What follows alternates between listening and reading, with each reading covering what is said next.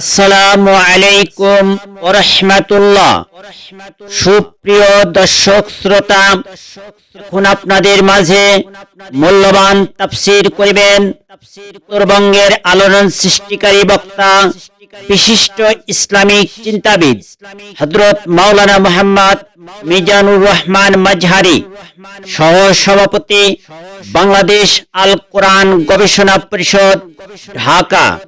হুজুরের মোবাইল নম্বর 01-751-253087।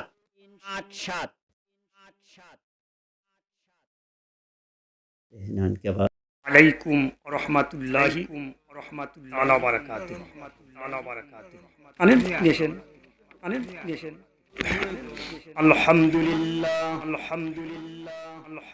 আলহামদুলিল্লাহ নাহমাদুহু ওয়া নাস্তাঈনুহু নাস্তাগফিরুহু ওয়া নু'মিনু বিহি ওয়া নাতাওয়াক্কালু আলাইহি। نعوذ بالله من شرور أنفسنا ومن سيئات أعمالنا، من يهدي الله فلا مضل له ومن يضلل فلا هادي له. نشهد أن لا إله إلا الله وحده لا شريك له، ونشهد أن سندنا وحبيبنا مولانا محمدا عبده ورسوله الذي أرسله بالحق بشيرا ونذيرا وداعيا إلى الله بإذنه وسراجا منيرا. أما بعد، قد قال الله تعالى في كلامه المجيد وفرقانه الحميد. সকলে আমার সাথে পড়ুন, আউযু বিল্লাহি মিনাশ শাইতানির রাজিম। জবান খুলে বিসমিল্লাহির রাহমানির রাহিম।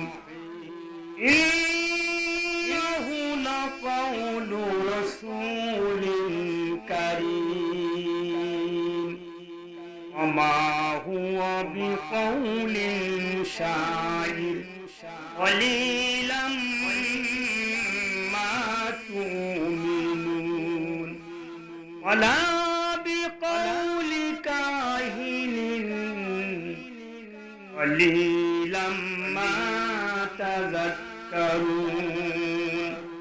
تنزيل من رب العالمين ولو تقول علينا بعض الأقاويل لا أخذنا منه باليمين ثم لقطعنا منه الوتين.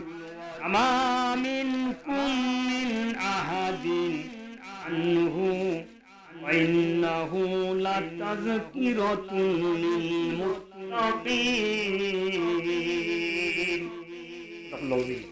إن الله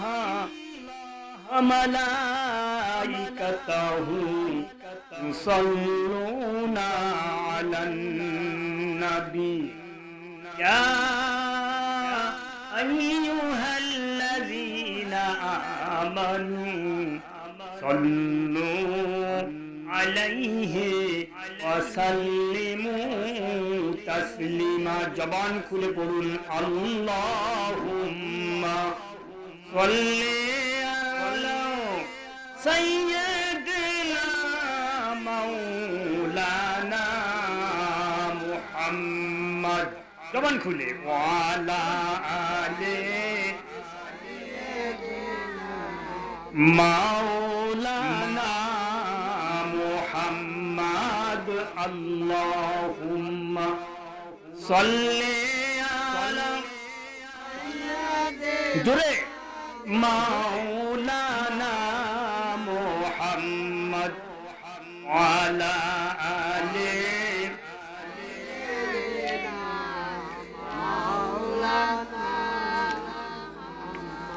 মনটা যদি হয়তো প্রবল হাওয়া হয়তো যদি সুখর কবুতর মেঘের ডানায় পাঠিয়ে দিতাম মদিনার ওই পথে যেথায় আমার প্রিয় নবী ঘুমাই নিরন্তরে আল্লাহুম্মা সাল্লি আলা সাইয়্যিদিনা মাওলানা ওয়া আলা আলি মাওলানা মুহাম্মদ এই নামে এত প্রেমের ঢল মুহাম্মদ একটি নামে এতই প্রেমের ঢল জগৎ জুড়ে ভালোবাসা অবাক করা হল আল্লাহুম্মা সাল্লি আলা সাইয়্যিদিনা মাওলানা মুহাম্মদ ওয়া আলা আলি মাওলানা হে রাসূল তুমি যে আমার হৃদয়ে বাগে বুলবুল হে রাসূল তুমি যে আমার হৃদয়ে বাগে বুলবুল তোমারই ছোঁয়ায়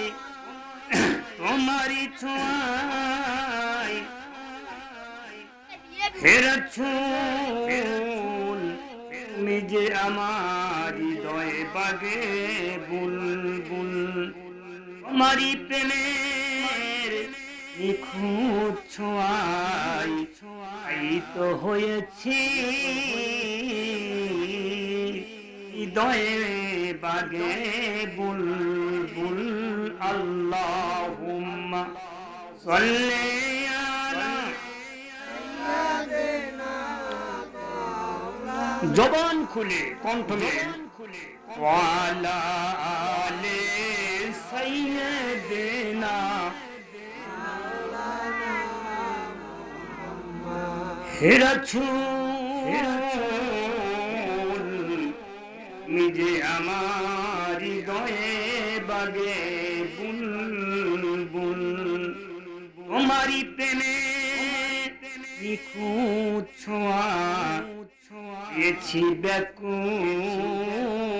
হৃদয়ে বাগে বুলবুল আল্লাহুম্মা সাল্লি আলা সাইয়্যিদিনা মাওলানা মুহাম্মদ ওয়া আলা আলি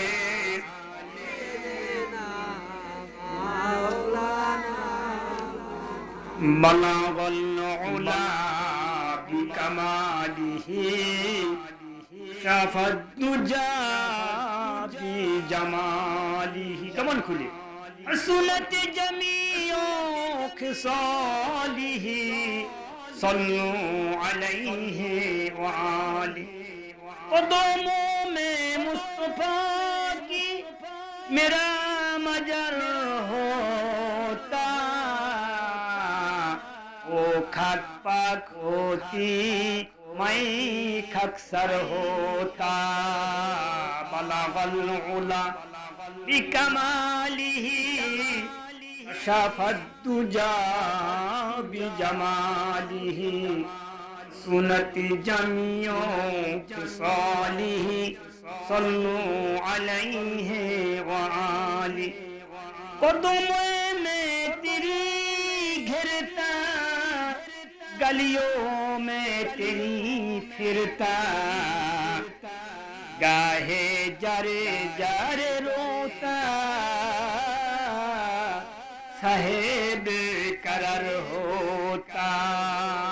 बलगल उला बिकमालिही कशफद दुजा बिजमालिही हसनत जमियों खिसालिही सल्लु अलैहि व आलिहि। गफ्फारो बख्शा दे तो शाहगारात इशारा करा रहे थे, मेरा जहाज छिया फाछे पर होता। बलगल उला बिकमालिही कशफद दुजा बिजमालिही सुनती जमियों खिसालिही सल्लु अलैहि व आलिहि। मौला मेरे पर लो बर तो चहला पुसना, अपने में जिंदगी के इख्तिबार होता। बलगल उला बिकमालिही कशफद दुजा बिजमालिही सुनती जमियों खिसालिही सल्लु अलैहि व आलिहि। मुहम्मद मुस्तफा जुल्ही हबीबे नवर होता, शरियसिया मुश्किल उशाए रोज माशर होता। बलगल उला जबान खुले कमालिही कशफद दुजा बिजमालिही सुनती जमियों खिसालिही सल्लु अलैहि व आलिहि। दुर्पिशानी तेरी कदम कदरों को कर दिया, दिल के रोशन कर दिया, आँखों को भिना कर दिया। बलगल उला बिकमालिही कशफद दुजा बिजमालिही सुनती जमियों खिसालिही सल्लु अलैहि व आलिहि। खुद न थी राह पर गैरों के हदी बन गए, खुद न थी राह पर गैरों की हदी बन गए। नाजर थी जिसने मरदूदो मसीहा कर दिया। बलगल उला बिकमालिही कशफद दुजा बिजमालिही सुनती जमियों खिसालिही सल्लु अलैहि व आलिहि। ए तेरी मेरा अजी छे दुल्हो कलम तक पहुँचा, और मेरा अज है कि मैं तेरे कदम तक पहुँचा। बलगल उला बिकमालिही कशफद दुजा बिजमालिही सुनती जमियों खिसालिही सल्लु अलैहि व आलिहि। अल्लाहुम्मा आमीन। ربنا ظلمنا أنفسنا وإن لم تغفر لنا وترحمنا لنكونن من الخاسرين ربنا لا تزغ قلوبنا بعد إذ هديتنا وهب لنا من لدنك رحمة إنك أنت الوهاب رب العالمين বিশাল আকাশের মালিক বিশাল বিস্তীর্ণ জমিনের মালিক হায়াতের মালিক মউতের মালিক কুল কায়নের মালিক মাবুদ আরশে আজিম থেকে তাকিয়া দেখো রত্নর কোনায় আল্লাহ তাআলা আব্দুশ শুকুর রব্বুল আলামিন হাবিবুর রহমান ফজর আলী ভাই কর্তৃক আয়োজিত এই মাহফিলে মাবুদ কুরআনুল কারীমকে সামনে নিয়ে শ্রোতা মণ্ডলীকে সাথে নিয়ে এই গুনাহগার বান্দা আল্লাহ তোমার শাহী দরবারে দুকর হাত বিছিয়ে দিলাম মেহেরবানি করে আল্লাহ আমাদের জিন্দেগীর গুনাহগুলি maaf করে দাও আল্লাহ জীবনে এত গুনাহ করেছি গুনার কথা যদি মা জানতো বাবা জানতো ভাই ব্রাদার জানতো গ্রামবাসী জানতো দূর দূর করে বাইর করে দিত আল্লাহ গো তুমি কুদরতি ভাবে গুনাহ যেরকম ডেকে রেখেছো উপরে যাওয়ার পরে গুনাহগুলি মেহেরবানি করে ডেকে রেখে দিও রব্বুল আলামিন আল্লাহ তাআলা মাহফিলে যাকে সাবধান করুন সবটুকুন সোনার মদিনায় নবী পাকের রওজা ধারে পৌঁছায়া দাও तमाम পৃথিবীর মাটির নিচে যত মুমিন মুমিনাত অন্ধকার কবরে শুয়ে আছেন মাবুদ গো মেহেরবানি করে আল্লাহ তাদের কবরে সব পৌঁছা দিয়া কবরবাসীকে maaf করে দাও আল্লাহ তাআলা জানতে পেরেছি এই বাড়ির বিশিষ্ট একজন দীর্ঘদিন সংসার করেছেন সাংসারিক জীবনে আল্লাহ হয়তো কখনো নামাজ পড়তে পারে নাই নামাজ কাজা হয়ে গেছে প্রতিবেশীর হক হয়তো বিনষ্ট হয়েছে বাবু তোমার কাছে ধরা দিয়েছে অত্যন্ত ভালো মানুষ আমি জানতে পেরেছি আমার ছাত্র বয়সে আমি এই মহল্লায় ওয়াজ করেছিলাম আজকে তুমি আমাকে এখানে কবুল করেছো বিদায় আমি কিছু কথা বলার জন্য দণ্ডমান হয়েছি আল্লাহ লাগো শ্রোতা বক্তা আল্লাহ যারা এখানে এসেছেন সকলকে কবুল আর মঞ্জুর করো এই মাহফিলটাকে তুমি কবুল আর মঞ্জুর করো আল্লাহ কিয়ামতের দিন মুসিবতের সময় এই মাহফিল আমাদের সকলের নাজাতের জারিয়ে বানিয়ে দাও রব্বানা তাকাব্বাল মিন্না ইন্নাকা আনতাস সামিউল আলিম ওয়া আলাইনা ইন্নাকা আনতাত তাওয়াবুর রহিম সুবহান রাব্বিকা রাব্বিল ইজ্জাতি আম্মা ইয়াসিফুন ওয়া সালামুন আলাল মুরসালিন আলহামদুলিল্লাহি রাব্বিল আলামিন ওয়া জাল আখিরা কালামিনা ইন্দাল মাউত লা ইলাহা ইল্লাল্লাহু মুহাম্মাদুর রাসূলুল্লাহ একটু মুহাব্বতের সাথে জিকির করেন লা ইলাহা ইল্লাল্লাহ লা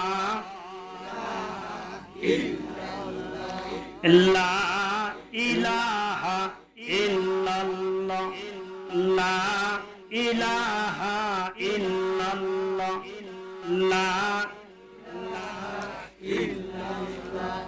লা ইলাহা ইল্লাল্লাহ মুহাম্মাদুর রাসূলুল্লাহ সাল্লাল্লাহু আলাইহি ওয়াসাল্লাম সম্মানিত এই মহতি সির মাহফিলের সভাপতি সাহেব আদাহুল্লাহুল হিদায়াতুল ইসলাম হযরত উলামা ইকরাম তবে এই জাম বিভিন্ন এলাকা থেকে ছুটে আসা আমার দিনদার ভাই ও বন্ধুগণ সকলকে আমার অন্তরের অন্তঃস্থল থেকে জ্ঞাপন করছি মুবারকবাদ সবটুকু শুকরিয়া আল্লাহ সুবহানাহু ওয়া তাআলা যিনি দয়া করে মায়া করে আমাদেরকে বসার তৌফিক ইনায়েত ফরমাইলেন সেই জন্য আসুন আমরা সকলে একবার অনিত চিত্রে হৃদয়ের আবেগ প্রতি সবটুকু উজাড় করে সমবেত কণ্ঠে বলি আলহামদুলিল্লাহ। আরো জোরে বলুন আলহামদুলিল্লাহ। অগণিত অসংখ্য দরুদ ও সালাম আল্লাহর সৃষ্টির প্রধান আকর্ষণ, বিশ্ব সভা সভাপতি, সকল নবী রাসূলগণের মাথার তাজ, শামসুল হেদায়াত, বদরুদ্দোজা, সাইয়্যিদুস সাকালাইন, ইমামুল মুরসালিন, খাতামুন নবিয়্যিন মুরসালিন, আফতাবে নবুওয়াত, শাহনশাহে রিসালাত, সরকারে দু জাহান, সুলতানুল মদিনা, নবিউল আম্বিয়া, কুদরে আকরাম, নূরে মুদাচ্ছাদ, নূরে আলা নূর, সাইয়্যিদনা নবিয়ানা শাফিয়ানা ও হাবিবানা ওয়া মাওলানা মুহাম্মদ সাল্লাল্লাহু আলাইহি ওয়াসাল্লামের উপর, যাহাকে আল্লাহ জিতু, যাহাকে আজ থেকে প্রায় ১৫০০ বছর আগে প্রেরণ করেছেন সর্বশ্রেষ্ঠ ও সর্বশেষ নবী ও রাসূল হিসাবে। তার পরে পর্যন্ত পৃথিবীতে আর কোনো অবশ্যই কোনো নবী নাই, অবশ্য কোনো রাসূল আসেন নাই, অবশ্যই এখনো নাই, অবশ্যই আর আসবেন না। কি আর আসবে? কি নবী আর আসবেন না। নবীজি বলছেন আনা খাতামুন নবী ওয়া নাবিয়্যা বা'দ, আমি হলাম শেষ নবী, আমার পরে আর কোনো নবী আসবেন না। এই জন্য আমরা সেই নবীর উম্মত হতে পেরেছি। বলেন ঠিক না? এতে কি আমরা খুশি না বেজার? এতে কি আমরা, নবী হলেন আমাদের পথ প্রদর্শক। আমরা তো কোথায় ছিলাম? আমরা যদি না আসতেন তাহলে আমরা অন্ধকারের মধ্যে ডুবে যেতাম। আমরা তো আল্লাহকে চিনতাম না, আল্লাহকে না চিনা সাপ দেখলি তাকে সিলেট দিতাম, তারপরে বড় বড় বাঘ দেখলি তো ভয় একের অস্থির, তাকে সিলেট দিতাম। সূর্যকে পূজা করতাম, মাটি দিয়া পাথর দিয়া মূর্তি বানা এবং ইংল্যান্ড, রাশিয়া ঘুমে, মানে তাদের চিন্তায় আর ঘুম নাই যে এই রকেট, বিশাল রকেট কোন জমিনে পড়বে, যদি জমিনে পড়ে যায়, যদি মানুষের পরে মানুষ পড়ে যাবে, চালান কোটা ভেঙে যাবে, তো পালাবো কোথায়? সামান্য একটা রকেটটা মহাকাশে তারা লাইনচ্যুত হয়ে গেছে, এই চিন্তায় অস্থির। শেষ পর্যন্ত তারা গবেষণা করতে করতে এই রকেটটা দরিয়ার মধ্যে নিক্ষেপ করলো, করে নাই? আপনারা জানেন, পেপার পত্রিকা দেখছেন, নাই? তো এরা মন্তব্য করলো যে এই যে মহামারী দেখা দিচ্ছে, এটা তো বাংলাদেশের জনসংখ্যার বেশি, এদের বেশি ক্ষতি হবে। কিন্তু যিনি আমাদের মালিক, যিনি এই দুনিয়াতে আমাদের নিয়ে আসছেন, তার চাইতে কি বড় বৈজ্ঞানিক কেউ আছে? অল কোরআনিল হাকিম, বিজ্ঞানময় কোরআনের শপথ আল্লাহ নিজেই বলছে, কোরআনটা হলো বিজ্ঞান। বলেন সুবহানাল্লাহ। সেই আল্লাহ আতঙ্ক সৃষ্টি করে দিল বিশ্বের বড় রাষ্ট্রের যারা জ্ঞানী গুণী, যারা ইঞ্জিনিয়ার, তারা এইরকম তারা আমাদের চিন্তা ফেললো যে আগে থেকে ১০ লক্ষ লোক মারা যাবে। সর্বনাশ, বাংলাদেশে এত লোক মারা গেলে তো অস্থির। শেষ পর্যন্ত এত লোক মারা গেছে। 19 সালে মনে হয় যে 3,000 লোক মারা গেছে, এই বছর একটু বেশি, তাও তো 20 পার হয় নাই। এই যে 20,000 লোক মারা গেল এই 3 বছরে, এই 2 বছরে, এই যে 20,000 মতন লোক মারা, এর মধ্যে তো অনেক আছে, তাই না? তাহলে এই করোনা হাত থেকে বাঁচালেন কে? আল্লাহ। সে আল্লাহকে বিশ্বাস করেন? কারণ কি? বাংলাদেশে না 90% মুসলমানের মধ্যে শতকরা 30% আছে আলেম, হাফেজে কোরআন। প্রায় 3 কোটির উপরে হাফেজ, 3 লক্ষের উপরে হাফেজ, 1 কোটির উপরে আলেম ওলামা আছে। প্রতিদিন নামাজ পড়ে আলহামদুলিল্লাহি রাব্বিল আলামিন।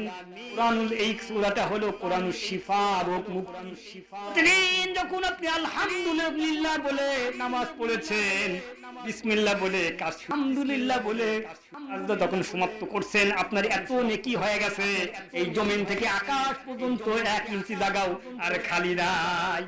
এই নেকির কারণে ভাইরাস যত আছে সব বঙ্গোপসাগর পার হয়ে ভারতের উপর দিয়া, আমেরিকার উপর দিয়া, ব্রিটেনের উপর দিয়া, ব্রাজিলের উপর দিয়া একের মই ডলার রেখে করে গেছে বাংলাদেশের মুসলমান আপনি যে কোরআনের উসিলা করে আলেম ওলামা পীর বুজুর্গের উসিলা করে মুসল্লি নামাজীর উসিলা করে বাংলার জমিনের মানুষগুলোকে হেফাজত করেছেন বলে ঠিক না?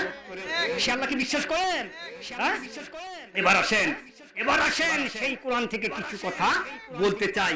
এই কোরআন যখন নাজিল হলো, আমি প্রথমেই শুরু করছি, এটা হলো ওহী কালাম। কোরআন যখন ধীরে ধীরে জমিনে আসতেছিল, রাসূলুল্লাহর উপরে যখন কোরআন নাজিল হতেছিল, কোন মানুষেরা অর্থাৎ কাফের মুশরিকরা বিভিন্ন রকমের মন্তব্য শুরু করলো। মুহাম্মদ সাল্লাল্লাহু আলাইহি ওয়াসাল্লাম একটা অশিক্ষিত মানুষ, মূর্খ মানুষ, এই কোরআনের এত সুন্দর সুন্দর কথা মিলা বলে কেমনে? জাদুকর কোন জ্যোতিষী তাকে শিখায়, জাদুকর হয়ে গেল। দেখেন আল্লাহ পাক জানেন মা রসুলের উপরে এরকম অপবাদ আসবেন, এই জন্য রসুলুল্লাহকে কোনো মাস্টারের কাছে, কোনো প্রফেসরের কাছে কোনো বক্তব্যও করার নাই। কারণ তিনি হলেন বিশ্বনবী। তিনি যদি দুনিয়ার কোনো মানুষের কাছে শিক্ষা গ্রহণ করতেন, ওই কাফেররা বলতো রসুলুল্লাহ একসময় কবি হয়ে গেছে, তার নামে নিজের কথা চালা দিছে, বলতো না? এই জন্য তিনি হলেন উম্মি। কোরআনে আসছে তিনি উম্মি অর্থাৎ নিরক্ষর, তিনি লেখাপড়া জানেন নাই। আর শিক্ষক স্বয়ং আল্লাহ, আর মিডিয়া হলো জিব্রাইল, বলেন সুবহানাল্লাহ। এই জিব্রাইলের মাধ্যমে আল্লাহ পাক রসুলকে তার লোহে মাহফুজ থেকে কথাগুলি, রসুলুল্লাহর যে কথাগুলো দরকার, কাফেররা যে বিষয়টাকে প্রশ্ন করে, প্রশ্নের উত্তরগুলো সঠিকভাবে তির সামনে উপহার দিলেন, কিয়ামত পর্যন্ত এর উপর মানুষ হেদায়েতের বাণী পেয়ে যাবে, বলেন সুবহানাল্লাহ। কথাটা হলো কি, বিশ্বনবীর উপর যখন কোরআনুল কারীমের আয়াত নাযিল হতে লাগলো, বিশ্বনবী কোরআন তেলাওয়াত করে, কিন্তু প্রথম বাণী হলো ধর্মের রসুলুল্লাহর প্রথম বাণী আল্লাহ শিখালেন লা ইলাহা মুহাম্মাদুর রাসূলুল্লাহ। এই কালেমার অর্থ কি সৌদি লোকেরা জানে না? এখানে লা ইলাহা, আল্লাহ ছাড়া কোনো ইলাহা নাই। ইলাহ মানে আইনদাতা নাই, হুকুমদাতা নাই, সৃষ্টিকর্তা নাই, কোনো কিচ্ছু নাই। ইলাহ শব্দের ব্যাপক অর্থ, 10 থেকে 20,000 অর্থ এর করা যাবে, যে এই সার্বভৌমত্ব মালিক আল্লাহ। এই কালেমা যখন তেলাওয়াত করলেন, আবু জাহেল চিন্তা করলো, আবু জাহেল, উতবা, ওলীদ, মুগীরা, তারপরে 12 জন মানে লিডার পার্সেন্ট ওরা ছিল, পলিটিক্যাল মেকার, অর্থাৎ 7 জন ওরা মক্কায় নেতৃত্ব দিত। ওরা বসে গোল টেবিল করলো যে মুহাম্মদ সাল্লাল্লাহু আলাইহি ওয়াসাল্লাম লা ইলাহা ইল্লাল্লাহ, আল্লাহ ছাড়া কোন মাবুদ নাই, মুহাম্মদ সাল্লাল্লাহু আলাইহি ওয়াসাল্লাম আল্লাহর রাসূল। এইটা যদি আমরা তো নেতৃত্ব দেই মক্কার ভূখণ্ডে, তাহলে আমাদের নেতৃত্ব চলে যাবে, কি আর চলে যাবে? ঠিক আছে, এটা মানা যায়, আল্লাহ ঠিক, তো মুহাম্মদকে আমরা নেতা বলে মানতে রাজি না। মানলি আমাদের সর্বনাশ হয়ে যাবে, আমাদের সব বন্ধ হয়ে যাবে। দেখছেন বিরোধিতা? তখন তারা এই রসুলকে মারা যায় কেমনে? যে মারতে পারবে, যে মরতে হয় দিতে পারবে 1000 স্বর্ণ মুদ্রা, 100 লাল উষ্ণি মানে উট তাকে উপহার দেওয়া হবে, বলেন নাউযুবিল্লাহ। এই প্রস্তাব এই যখন আসলো, তখন ওমর ইবনুল খাত্তাব রাদিয়াল্লাহু আনহু বিশাল বীর ছিলেন, কাউকে ডরায় না, রাসূলকে মারার জন্য তখন একটা তরবারি নিয়ে, তখন তার সামনে পড়ে না। তখন সে চিন্তা করলো, বিশ্বনবী ফজরের নামাজ পড়বে খানা কাবায়, ওখানে তাকে বধ করব, একটা তরবারি, দোদারি একটা তরবারি নিয়ে হযরত ওমর রওনা দিল। তাফসীর আকারে এটা বলবো, তাফসীর দিচ্ছে, দীর্ঘক্ষণ দাঁড়ালেন, হয়ে যায়, কিন্তু রাসূলুল্লাহকে সে নাগাল পায় না। চিন্তা করলো তো রাসূল মনে হয় চলে গেছে। হ্যাঁ, তাকে যে রাসূলুল্লাহ নামাজ পড়তেছে, ওমর চিন্তা করলো যে বেচারা তো লেখাপড়া জানে না, কি সে নামাজের মধ্যে কি তেলাওয়াত করে, কানের থেকে আঙ্গুল সরা দিছে, কানের থেকে রাসূলুল্লাহর কণ্ঠস্বর কোরআনের বাণী আসে হযরত ওমরের হৃদয়কে একেবারে বিগলিত করে ফেলতেছে। ওমর চিন্তা করতেছে, স্কুল, কলেজ, ইউনিভার্সিটি, মুক্ত মাদ্রাসা কোথাও যায় নাই, কোন শিক্ষক আমরা দেখিনি, আমাদের সামনে এসে বড় হয়ে গেল, এত সুন্দর সুন্দর মিলিয়া কবিতার আকারে বলে কেমনে, দেখিয়ে হয়তো সে জাদুকর, যখন সে জাদুকর বলল, বিশ্বনবী কোরআনের মধ্যে হযরত ওমরের গোপন তথ্য তিনি প্রকাশ করে দিলেন।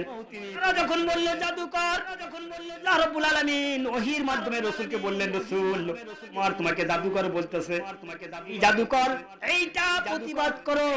আমি কোরআনের কারীমের আয়াত তোমার কাছে পাঠিয়ে দিলাম, তুমি প্রকাশ করে নামাজের মধ্যে। নবীজি বলতেছে ইন্নাহু লাকাউলু রাসূলিন কারীম। বলে আল্লাহু আকবার, জোরে বলেন আল্লাহু আকবার। ইন্নাহু লাকাউলু রাসূলিন কারীম। না না না, এটা জাদুকরের কথা নয়, এটা হলো মহান মাবুদ বার্তাবাহকের পক্ষ থেকে কোরআনুল কারীমের কথা। বলেন সুবহানাল্লাহ। হযরত ওমর চিন্তা করতেছেন, এই লোকটা কোনো লেখাপড়া করে নাই কোনো জায়গায়, তাহলে সুন্দর করে কেন বলতে পারলো? তো সুন্দর সুন্দর কোরআন দিয়া সুন্দর সুন্দর সুন্দর আকারে কথা কেমনে বলতে পারে? তাহলে কি সে কবি হয়ে গেছে নাকি? জায়গায় যা সে কবি হয়েছে নাকি? রাসূলকে কবি বলা হলো, আল্লাহ পাকের আরশে লেগে গেল, সেটা বেজে উঠলো। আল্লাহ পাক বরদাস্ত করতেছেন না, সঙ্গে সঙ্গে আল্লাহ পাক নবীর কণ্ঠের মধ্যে দিয়ে দিলেন, জিবরাইল নবীর কানে কানে বলে আসো, নবী এই আমার নবীকে ওই বলতেছে শায়ের অর্থাৎ কবি বলতেছে, আমার নবী তো কবি না, আপনি তাকে জানিয়ে দিয়ে আসেন, নবী প্রতিবাদ করুক। এবার নবীজি প্রতিবাদ করলেন, আমা হুয়া বিকাউলিন শায়ের। না না না, আমার নবী কবি না, কবিত্ব তাকে শিখাই নাই, কবিত্ব তার কোনো ভাষা নয়। এই যা কিছু শিক্ষা করছেন সেটা হলো আল্লাহর বাণী। যখন কবি বলল, ওরা যখন কবি বললো আমা হুয়া মা আল্লামনাহু শা'রা, আর নবী কবি না, তো তার কাছে গ্রহণযোগ্য নয়, শোভনীয় নয়। নবী যদি কবি হইতেন তাহলে বানা বানা অনেক কথা বলতে পারতেন। নবীকে কবি বলা হলো, নবীকে যখন কবি বলা হলো, আল্লাহ পাক প্রতিবাদ করলেন যে না, তারা চিন্তা করলো যে কবি না, তাহলে বিষয়টা কি? জানলো কেমনে? যা যখন কবি বললো, আল্লাহ পাক যখন কবি বললে, আল্লাহ পাক যখন এটা প্রতিবাদ জানেন, কারণ কবিরা আবেগে কথা বলে না, আবেগে রোমান্টিক দৃষ্টি এমন কথাগুলো বলে যেটা মানুষের মধ্যে আকর্ষণ করে, মিথ্যা হলেও সেটা বাস্তবে নিয়ে আসার চেষ্টা করে, মানুষের মগজকে ওই দিকে মনস্থ করে না, কবিরা আবেগপ্রবণ হন, কবিরা আবেগে উৎসর্জিত হয়ে কল্পনার ঘোড়ার পিঠে সর হয়ে দিবান্তরের মাঠ দিয়ে উদ্দেশ্যে দৌড় মারে, কোথায় থেকে কোথায় যায়, কোন ইয়াত্রা থাকে না। থাকে কি? কবি জাতীয় কবি, আল্লাহ পাক আল্লাহকে জান্নাতে মেহমান বানায়, যখন কলম ধরেছিলেন ইসলামের পক্ষে আল্লাহর নামে হাম লিখেছেন, নামে যতগুলা এই কবির নামে যতগুলা আলিফ করেছেন, ইসলামিক সঙ্গীত লিখেছেন, আমার তো মনে হয় নাজাতের জন্য শিলা হয়ে যেতে পারে যদি আল্লাহ কবুল করেন। বলেছিলেন মসজিদের পাশে আমায় কবর দিও ভাই, সকাল সন্ধ্যে মসজিদে আজান শুনতে পাই, বলছিলাম না? আর কবর হয়েছে ঢাকা বিশ্ববিদ্যালয়ে, আমি তার কবর দেখেছি মসজিদের পাশে। সেই কবিও আবেগে এক সময় বলেছিল, প্রিয়তমা এক মেয়েতেন, তাকে বলেছিলেন মোর প্রিয়া হবে রানী, এসো খোপাই তারার ফুল। কি বলছেন? আমি যদি আমার প্রিয়তমাকে লাভ করতে পারি বলে মোর প্রিয়া হবে, এসো রানী, দিব খোপায় তারার ফুল, আকাশের তারা নিয়ে এসে তার খোপায় আমি বিনের মধ্যে পড়া দেবো। বলেন এটা কি ঠিক?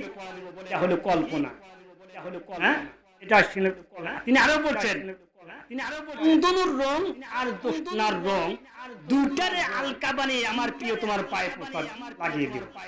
বলছেন আমি যদি আমার প্রিয় তোমাকে পাই বলে রংধনু রং অর্থাৎ আকাশের রংধনু হয় না, জ্যোৎস্না রং, দুটাকে আলকা বানিয়ে মানে আলকার মতন বানায় আমি আমার প্রিয় তোমার পায়ে পরে দেবো। এটা কি সম্ভব? কবিদের কাল্পনা। ইরানের বিখ্যাত কবি হাফিজ বলে, আমি যদি আমার প্রিয় তোমার লাল গালের উপরে কালো তিলকটা লাভ করতে পারি, এর বিনিময়ে সমরকান্দা অকমারা বিলিয়ে দেব। তৈমুরং বাদশা ছিলেন ইরানের। এই কবিতা যখন তার কাছে এসে গেল, তখন বাদশা রাগে যুদ্ধ হয়ে গেল। পুলিশ বিভাগের গোয়েন্দা বিভাগের রিপোর্টারদের বললেন যে যা ওই কবিদের ধরে নিয়া আমার রাষ্ট্র সমারকান বোখারা ওর প্রিয় তোমার জন্য গলায় দুটো মরুক, কিন্তু আমার এই রাষ্ট্র ও দিবে দিলে দিবে এই সাহস কে দিল? ঠিক আছে, কবিকে ধরার জন্য কবি তখন পুলিশকে ধরছে যে যাহাপন আপনাকে তলব করছে। কবি মানুষ তো তাই পথে কথাটা ঠিক করছে যে যাহাপন ঠিক করছে যে আপনা আপনার যে এই তুমি তুমি তোমার প্রিয় তোমার জন্য মরো, তুমি তোমার প্রিয় জন্য মরো, কিন্তু সমারকান্দা বোখারা সে তোমাকে বিলে দিতে বলছে, জাহাপনা আমার অজাহাপ কি শুনছেন?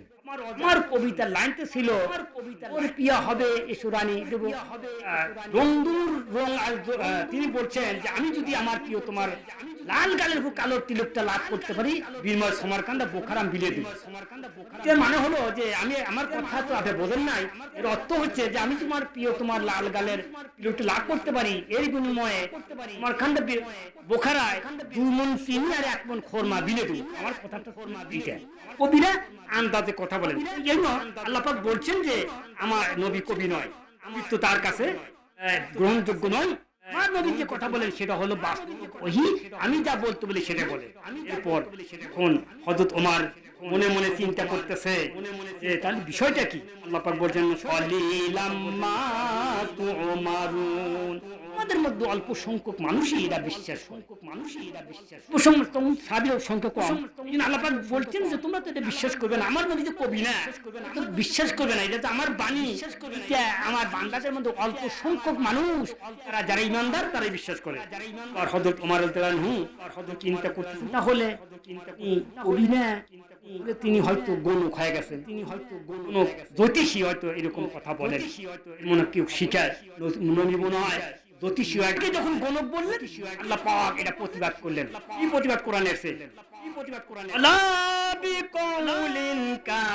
না না না, আমার নবী গণক ঠাকুর নয়, আমার নবী গণক নয়। তখন হযরত ওমর বলতেছেন তাহলে গণক না, জাদুকর না, তাহলে বিষয়টা কি? এত সুন্দর সুন্দর ছন্দ আকারে এরকম এরকম আরবিতে কথা বলে কেমনে পারে? তখন এই মন্তব্য করলো, তাহলে কি হতে পারে, কিসের বাণী হবে? আল্লাহ পাক সঙ্গে সঙ্গে জানিয়ে দিলেন নবী গো হযরত ওমরের প্রশ্ন জবাব দিয়ে দাও। মনের ভিতরে কল্পনা হচ্ছে জবাব দিয়ে দাও। আল্লাহ পাক শোনালেন তানজিলুম মির রাব্বিল আলামিন, এটা হলো যা আপনার প্রতি নাযিল করেছি। যিনি নাযিল করেছেন তিনি হলেন তামাম বিশ্ব ব্রহ্মাণ্ডের প্রতিপালক, তামাম বিশ্ব ব্রহ্মাণ্ডের প্রতিপালকের পক্ষ থেকে আল্লাহ পাকের বাণী এই কোরআন। আর হযরত ওমর চিন্তা করতেছে হলে মনে হয় নবী হয় নিজের পক্ষ থেকে কলা কৌশলে নিজে নিজে বানা ছন্দ আকারে এই কোরআনের কথাগুলো মানুষকে শোনার ধোঁকা দেয়। এই কথা যখন হযরত ওমর বলতেছেন নবীজি আল্লাহ পাক প্রতিবাদ জানিয়ে দিলেন নবী গো আপনি এই কথা জবাব দেন। আর মনে মনে চিন্তা করতে এই চিন্তাটা আপনি তাকে জানিয়ে দেন যেন পরবর্তী উম্মতরা এখান থেকে হেদায়েতের রাস্তা খুঁজে পায়। তিনি বলেন আল্লাহু তাকাওয়ালা আলাইনা বাবিল, আল্লাহ পাক বলতেছেন আমার নবী যদি আমার কথাগুলি আমি আল্লাহর কথা বাদ দিয়ে যদি তার নিজের কথা কোরআনের নামে চালিয়ে দিত তাহলে আমি আখাযনা মিনহু বিল ইয়ামিন, তার ডান হাতকে আমি চাপিয়ে ধরতাম, এইভাবে ধরতাম, ছাড়তাম না। এরপরে সুম্মা লাকাতানা মিনহুল ওয়াতিন, এরপর আমি তার কণ্ঠ নালীকে আমি কেটে ফেলে দিতাম। আল্লাহ বলছেন, কে বলছেন? নামাজের মধ্যে হযরত ওমর এই চিন্তা করতেছেন। আমি বললাম যে হয়তো সে নিজের কথা বানায় আর রাসূলুল্লাহ সেই কথাটা আমার মনের কথা ব্যক্ত করে, তাহলে বিষয়টা কি? বলতেছে লাখাযনা মিনহু, বলতেছি আমি আমার নবী যদি কোরআনের নামে বানায় বানায় কথা বলতো আমি আর সুম্মা লাকাতানা মিনহুল ওয়াতিন, আর তার গলবে কণ্ঠ নালীকে আমি কেটে ফেলে দিতাম। বলেন নাউযুবিল্লাহ। চিন্তা করছেন আমা মিনকুম মিন আহাদিন আনহু ওয়া ইন্নাহু লাতাযকিরাতুল লিল মুত্তাকিন। আমা মিনকুম মিন আহাদিন, আনহু হাজিজিন। আর তোমরা সারা দুনিয়ার মানুষ একত্রিত হয়ে আমার রাসূলকে তোমরা বাঁচাইতে না পারা কি যাবে? আল্লাহ যদি কাউকে ধ্বংস করতে চায়, এই যে মালাকুল মউত, এই যে আমার এই যে বৃদ্ধ মানুষ মারা গেছেন, মারা যান না, আপনি কি ঠেকাতে পারছেন? সুদ ফল ফলারি কিন্তু কম দেন নাই, বাঁচানোর খুব চেষ্টা করছেন, কিন্তু রক্ষা নাই। এই যে বলছেন যে আমি আমার রাসূলের কণ্ঠ বলদেশ আমি কেটে ফেলে, জিহ্বা কেটে ফেলে দিতাম, কণ্ঠনালী কাটতাম, তোমরা সারা দুনিয়ার মানুষ তাকে রক্ষা করতে পারত না। যত হাকিম আনো, যাই কিছু আনো, ডাক্তার আনো পারত না। আর তিনি বললেন, আল্লাহ পাক জবাব দেন, ওয়াইন্নাহু লাতাযকিরাতুন লিল মুত্তাকিন। এই কোরআন হলো নামাজি মুসলিম মুত্তাকিদের জন্য পথ প্রদর্শক। এই কোরআন মুত্তাকি পরহেজগার যারা নামাজি তাদেরকে সুফল দিবে। কোরআনের কাছে না আসলে মধু যদি জিবাই না দেন, মধুর মিষ্টি পাবেন, দই যদি না খান, দই মিষ্টি পাবেন না, আঙ্গুর ফল না। যেন কই বলেন মন্দ করে সুন্দর করে ভালো রাশা এই দেনেতে নিও না। আঙ্গুর ফল ঝাউ গাছেতে কখনো আঙ্গুর ফল ধরবে না। বন্ধ করে নামাজ পড়ি না জান্নাতে যাও, নামাজ পড়ি না তুমি কইলে ভাই নামাজ পড়ি ইমান ঠিক আছে। আরে তুমি নামাজ তোমার ইমান না, তোমার ঠিক থাকবে, নামাজ না বলি কোন ইমান ঠিক থাকে, দান দক্ষিণা করে গরিব মিসকিনের দেয়, ঠিক আছে ইমান ঠিক আছে। কিন্তু আসল উদ্দেশ্য হলো নামাজ। নামাজ হলো একটা গাছ, আর আপনার এই সমস্ত দান দক্ষিণা যা করে পোশাক ডাল পোশাক, গাছ না দিলে ডাল বাঁচবে। হোক আমি একটু সামনে যাই। আল্লাহ পাক বলছেন, আমার চিন্তা করলেন তাহলে বিষয় কি? ওয়াইন্না লানালামু আন্না মিনকুম মুকাজ্জিবিন। এরপর বলতেছেন, আর আমি জানি তোমাদের মধ্যে অবিশ্বাসী লোক আছে। আমার বিশ্বাস করতেছে না যে বিষয় কি, এটা কি? আল্লাহ নবী বানা কথা কয়, আল্লাহ রাসূল মনের কথা ব্যক্ত করে বলতেছেন যে আমি জানি, বলতেছেন তোমাদের মধ্যে অবিশ্বাসী লোক আছে। আল্লাহ জানাইতেছেন, আর আমার চিন্তা করতেছেন আমার এই মনের কথাটাও আমি যে তাকে বিশ্বাস করি না, এই বিষয়টা আমার কেমনে জানলো? চিন্তা করতেছেন, চিন্তা করলেন নবী তার চিন্তার জবাব দিল, ওয়াইন্নাহু লাহাসরাতুন আলাল কাযিবিন। এই কোরআন কাফিরদের জন্য অনুতাপের কারণ। মুমিন একচুয়াল ভাবে বিশ্বাস করে, যারা কাফের তাদের হলো অনুতাপ, তারা বিশ্বাস করবে না। আমি আল্লাহ জানি, আমি রাসূলও জানি। ইন্নাহু লাহাকুল ইয়াকিন, এটা হলো হক, নিঃসন্দেহে আল্লাহ পাকের গ্রহণযোগ্য কিতাব, এর মধ্যে কোনো সুন্দর অবকাশ নাই। আর আল্লাহ বলেন, আমার দুনিয়ার মানুষ এরকম মন্তব্য তোমরা করিস না, করিস না, আমার কথা শোন। ফাসাব্বি বিসমি রাব্বিকাল আযীম। অতএব সবকিছু ভুলে এক আল্লাহর নামে তাসবিহ তিলাওয়াত করো, এক আল্লাহর নামে তাসবিহ তিলাওয়াত করো, আল্লাহু আকবার, আলহামদুলিল্লাহ পড়ো। যিনি এই বিশ্ব ব্রহ্মাণ্ডের এই সৃষ্টিকর্তা। যদি বলেন, যদি কোনো ব্যক্তি একবার সুবহানাল্লাহ আলহামদুলিল্লাহ বলে, বলার সাথে সাথে জমিন থেকে আকাশ পর্যন্ত পুরো হয়ে যায়। একটু জিকির করেন, লা ইলাহা ইল্লাল্লাহ, জোরে লা ইল্লাল্লাহ। জি আচ্ছা ঠিক আছে, আসতেছে। লা ইলাহা ইল্লাল্লাহ, লা ইলাহা ইল্লাল্লাহ, লা ইলাহা ইল্লাল্লাহ, লা ইলাহা ইল্লাল্লাহ। হাসবি হাসবি রাব্বি জাল্লাল্লাহ, হাসবি রাব্বি জাল্লাল্লাহ, মা ফি কলবি গায়রুল্লাহ, মদ সাল্লি ওয়ালা লা ইলাহা ইল্লাল্লাহ। জবান খুলে লা ইলাহা ইল্লাল্লাহ। আল্লাহ আল্লাহ বলো বান্দা, আল্লাহ আল্লাহ বলো, আল্লাহ আল্লাহ বলো বান্দা, আল্লাহ আল্লাহ বলো, আল্লাহ আল্লাহ বলো বান্দা, আল্লাহ আল্লাহ বলো।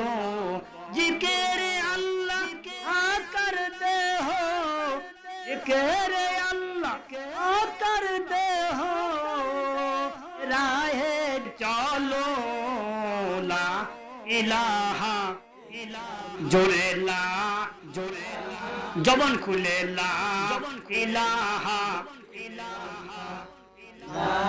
এই জিহ্বাটা আল্লাহ দিয়েছে নাকি বলেন? এই জিহ্বাটা যত আল্লাহর নাম বলে আল্লাহ তত খুশি হবে। লা ইলাহা, লা জোরে লা, হয় না লা ইলাহা ইল্লাল্লাহ, জিকির লা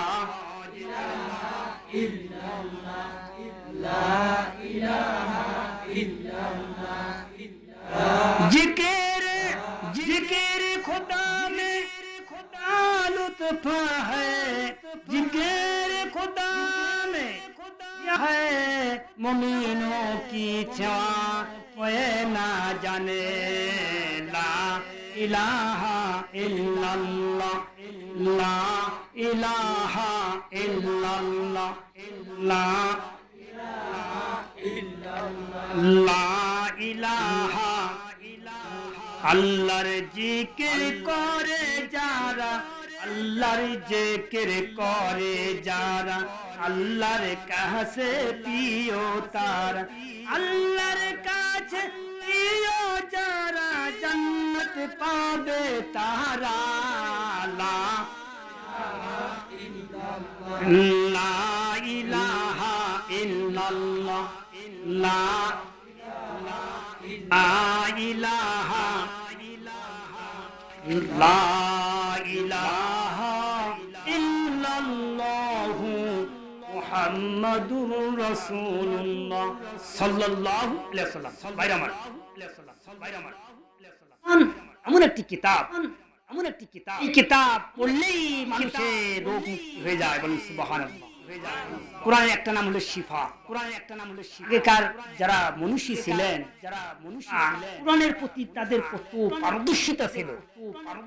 কোরআনুল কারীম যারা তেলাওয়াত করে, তাদের জিহ্বা কোরআন দ্বারা, হাজির রাখে, কোরআন দিয়ে কথা বলে, কিয়ামতের দিন এই কণ্ঠ আল্লাহ পাক জাহান্নামে পুরবেন না। বলেন সুবহানাল্লাহ।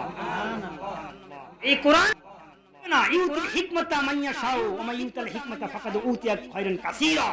আল্লাহ পাক যাকে কিতাবে জ্ঞান দিয়েছেন, কোরআনের জ্ঞান দিয়েছেন, তাহলে পৃথিবীর সবচেয়ে বড় সম্পদ তাকে দিয়েছেন।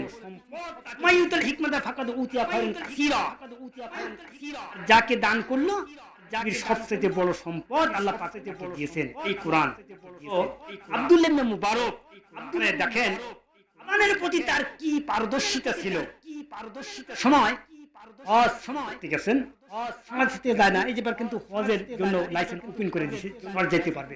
আরে কয়েক দুটা বছর মানুষ হজ করতে পারে না, কানা কাবা এমন একটি ঘর, তাকে দেখলেই পারি কলিজা জুড়ে যায়, চোখের মটক ফেলতো না, এমন একটা ঘর, শান্তির ঘর, শান্তির ঘর। এই শান্তি দিতে পারে নাই, এবার দিতে পারে নাই দিছে। তো আব্দুল্লাহ ইবনে মুবারক রাহমাতুল্লাহ ওনার জামানায় তিনি হজ করতে গেছেন। হজ করে সব লোক তো যার যার বাড়ির দিকে চলে গেছেন। চিন্তা করলেন যে হজ করতে সব মিলে গেল, দেখি ভাই কেউ কোনো হাজী সাহেবরা মাল সামান রেখে গেল কিনা। তিনি কাবার চত্বর রেখে দেখেন, কেউ নাই। হাতিমের ভিতরে, আবার ভিতরে বারান্দায় একটা মানুষ আদর মধ্যে শুয়ে আছেন। চিন্তা করলেন সব চলে গেছে, এই মানুষটা শুয়ে আছেন, এই মানুষটা শুয়ে আছেন, মহিলা মরানা তাজা জিন্দা। দেখি চিন্তা করলেন যে কি বলা যায়, লোকটা মরে গেছে কি জিন্দাই আছে বোঝা তো যাচ্ছে না। এমন একটা বাক্য তেলাওয়াত করলেন, তিনি বললেন সালামু আলাইকুম ওয়া রাহমাতুল্লাহ। নিচে যিনি মেলে কণ্ঠে আলাইকুম সালাম এ কথা না বলে কোরআনুল কারীম দিয়ে আয়াত দিয়ে তিনি তার জবাব দিলেন সালামুন কাওলাম মির রাব্বির রহিম। পরম করুণাময় আল্লাহর পক্ষ থেকে তোমার উপর শান্তি, রহমত, দয়া নাজিল হোক। বলেন সুবহানাল্লাহ। আমরা সালাম দেই না? সালাম দেওয়ার সাথে সাথে 90টা নেকি তিনি পেয়ে যাবেন। বলেন সুবহানাল্লাহ। মুহাদ্দিস সাহেব কোন চিন্তা করলেন না? এটা তো পুরুষ মানুষ না, মরা মানুষ, একটা মহিলা কণ্ঠ শোনা যাচ্ছে।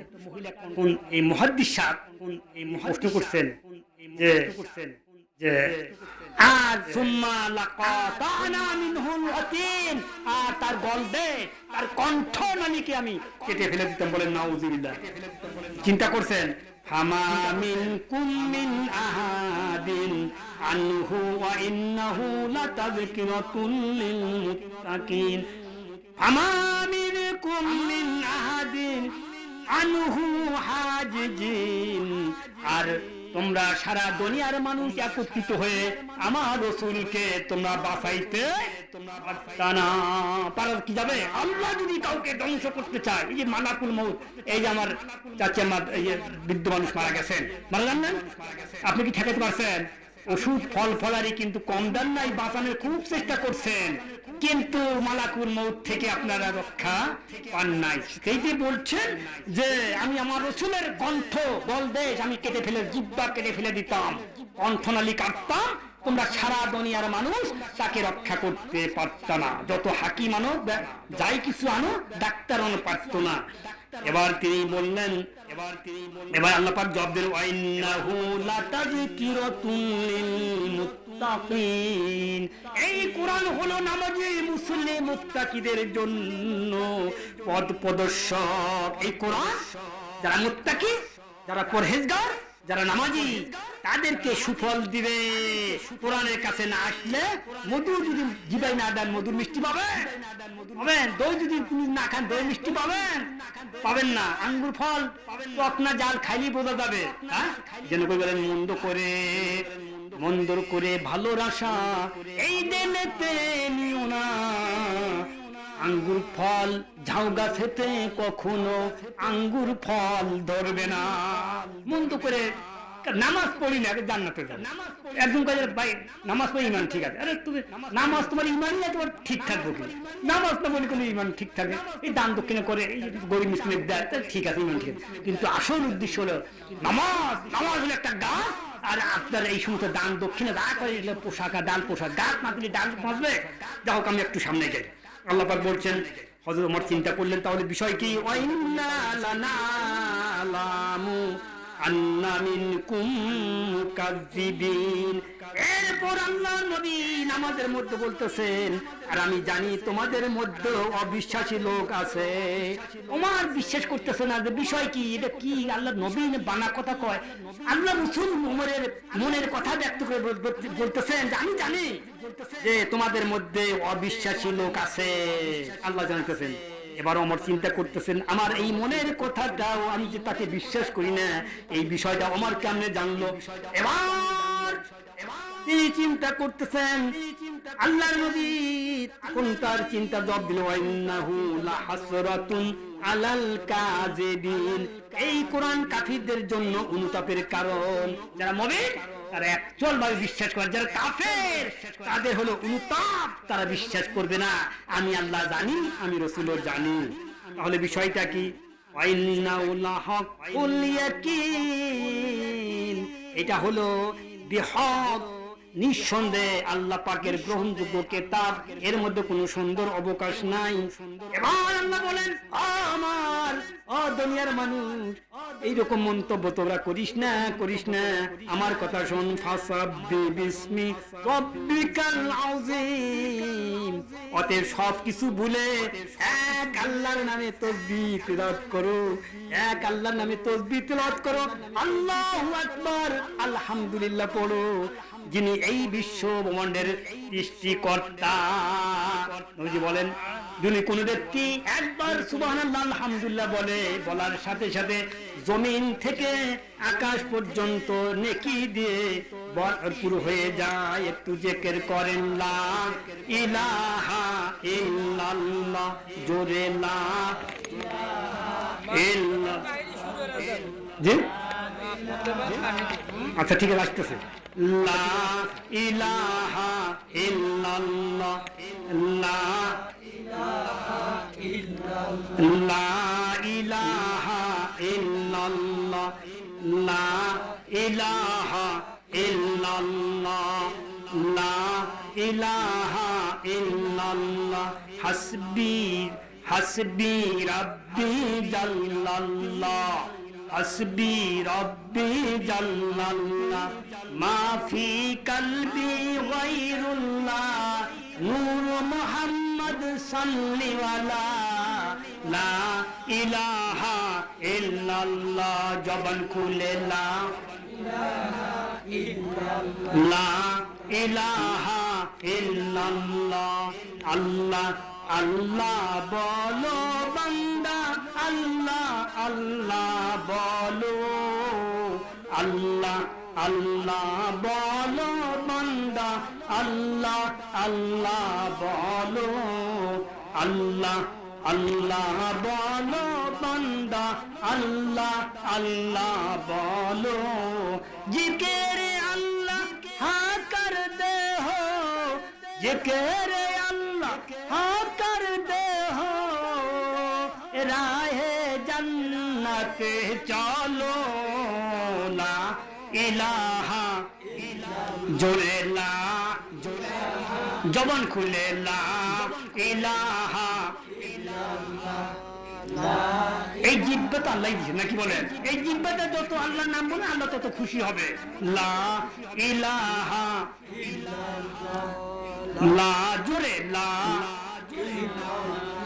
হয় না, লা ইলাহা ইল্লাল্লাহ, জিকির লা ইলাহা ইল্লাল্লাহ, লা ইলাহা ইল্লাল্লাহ, জিকির জিকির खुदा में क्या लुत्फ है, जिक्र खुदा में क्या लुत्फ है, मोमिनों की छावा कोई ना जाने, ला इलाहा इल्लल्लाह, ला इलाहा इल्लल्लाह, ला इलाहा इल्लल्लाह, ला इलाहा আল্লাহর জিকির করে যারা, আল্লাহর জিকির করে যারা, আল্লাহর কাছে প্রিয় তারা, আল্লাহর কাছে প্রিয় যারা, জান্নাত পাবে তারা, লা ইলাহা ইল্লাল্লাহ, লা ইলাহা ইল্লাল্লাহ, লা ইলাহা ইল্লাল্লাহ, লা ইলাহা লা ইলাহা ইল্লাল্লাহু মুহাম্মাদুর রাসূলুল্লাহ সাল্লাল্লাহু আলাইহি ওয়াসাল্লাম। ভাইরা আমার, কুরআন এমন একটি কিতাব, যেই কিতাব পড়লেই মানুষের রোগ মুক্তি হয়ে যায়। বলুন সুবহানাল্লাহ। কুরআনের একটা নাম হলো শিফা। আগেকার যারা মনীষী ছিলেন তারা কুরআনের প্রতি তাদের কত পারদর্শিতা ছিল। কুরআন কারীম যারা তেলাওয়াত করে, যাদের জিহ্বা কুরআন দ্বারা সাজিয়ে রাখে, কুরআন দিয়ে কথা বলে, কিয়ামতের দিন এই কণ্ঠ আল্লাহ পাক জাহান্নামে পুরবে না। বলেন সুবহানাল্লাহ। এই কোরআন পূর্বে না, ইউতিল হিকমাতা মান ইয়াশাউ ওয়া মান ইউতাল হিকমাতা ফাকাদ উতিয়া খায়রান কাসীরা। আল্লাহ পাক যাকে কিতাবে জ্ঞান দিয়েছেন, কোরআনের জ্ঞান দিয়েছেন, এটা হলো পৃথিবীর সবচেয়ে বড় সম্পদ তাকে দিয়েছেন। ওয়া মান ইউতাল হিকমাতা ফাকাদ উতিয়া খায়রান কাসীরা। হ্যাঁ, আর যাকে দান করলো আর পৃথিবীর সবচেয়ে বড় সম্পদ আল্লাহ পাক তাকে দিয়েছেন এই কোরআন। তো আব্দুল্লাহ ইবনে মুবারক এখানে দেখেন কোরআনের প্রতি তার কি পারদর্শিতা ছিল। এক সময় হজ করতে গেছেন, বাংলাদেশ থেকে যায় না, এই যেবার কিন্তু হজের জন্য লাইসেন্স ওপেন করে দিয়েছে, সর যেতে পারবে। আরে দুটো বছর মানুষ হজ করতে পারে নাই, কানা কাবা এমন একটি ঘর, তাকে দেখলেই পারি কলিজা জুড়ে যায়, মানুষের চোখের মটক ফেলতো না, এমন একটা ঘর, শান্তির ঘর আছে না, সেই শান্তির ঘর সেই মুসলমান যেতে পারে নাই, এবার খুলে দিছে। তো আব্দুল্লাহ ইবনে মুবারক রাহমাতুল্লাহ ওনার জামানায় তিনি হজ করতে গেছেন। হজ করে সব লোক তো যার যার বাড়ির দিকে চলে গেছেন, তিনি চিন্তা করলেন যে হজ করতে সব তুলে গেল, দেখি কাবায় কেউ কোনো হাজি সাহেবরা মাল সামান রেখে গেল কিনা।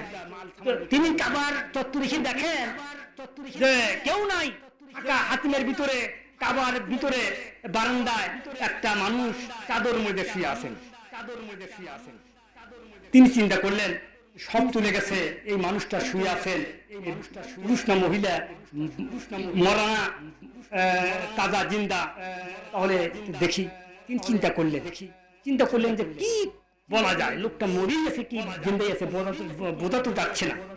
তখন তিনি বুদ্ধি খাটাইলেন, এমন একটা বাক্য তেলাওয়াত করলেন, তিনি বললেন আসসালামু আলাইকুম ওয়া রাহমাতুল্লাহ।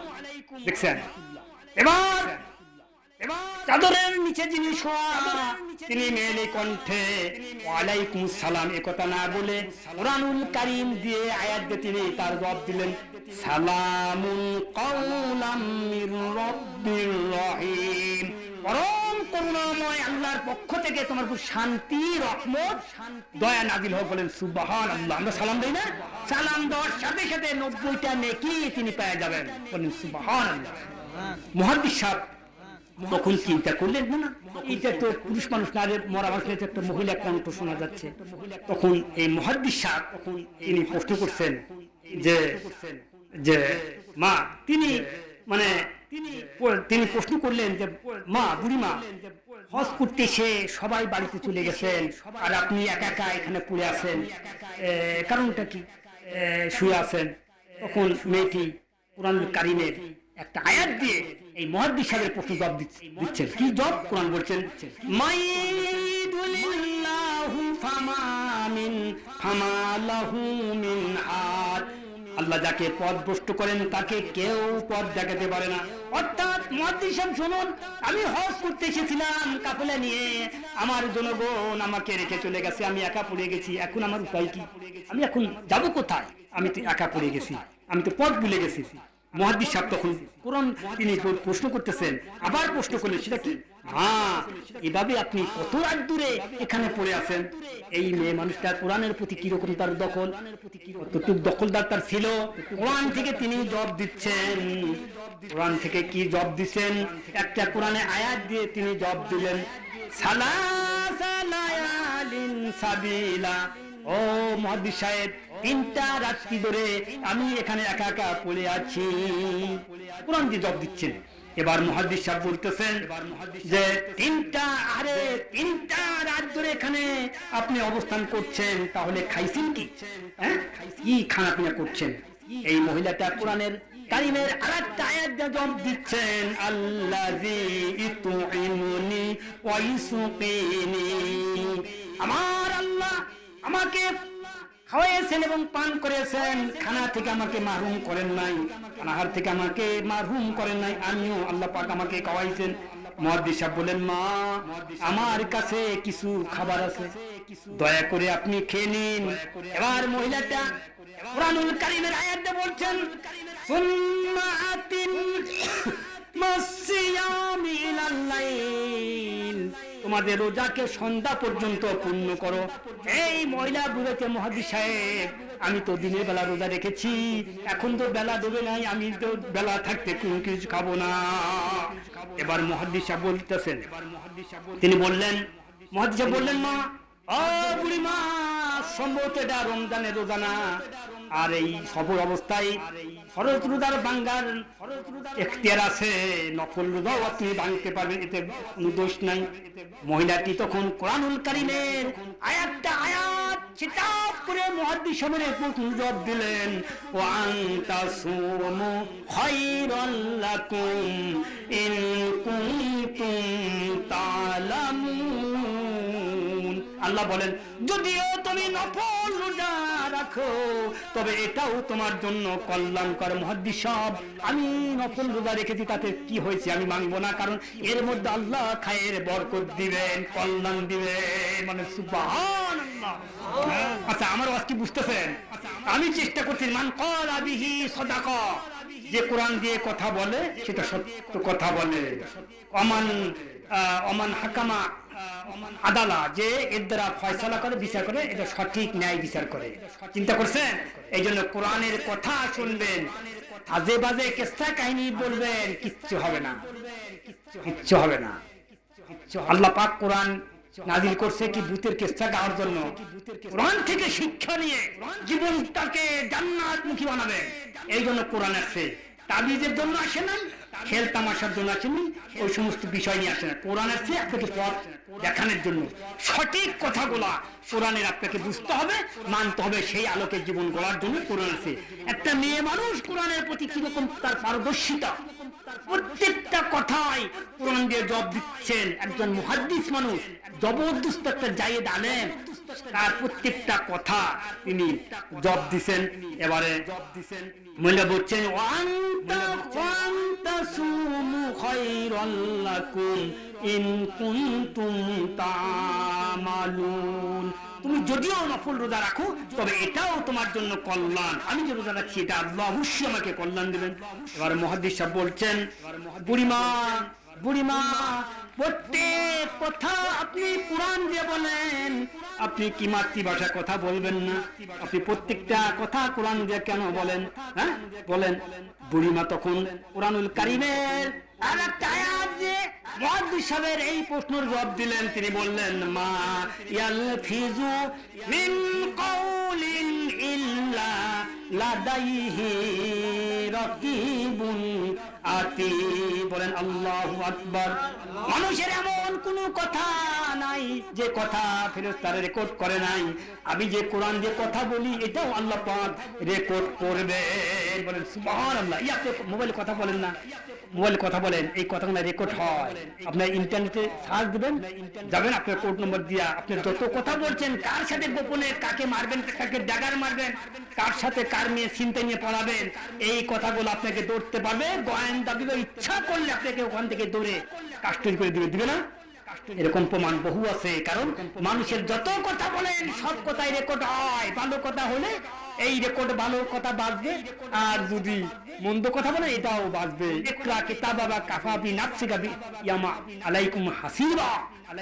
আপন কর্মের রেকর্ড পড়ো, আজকে হিসাব দেওয়ার জন্য তুমি নিজেই যথেষ্ট। আপনার হিসাব কেউ দেবে না, আপনার হিসাব অটোমেটিক আপনার দিয়ে আল্লাহ পাক পড়াবেন। বলেন সুবহানাল্লাহ। যাক, আরো কিছু কথা বলি। মুহাদ্দিস সাহেব তখন চিন্তা করতেছেন, মনে মনে চিন্তা করলেন যে একজন মেয়ে মানুষ এইভাবে কোরআন দিয়ে কথা বলে।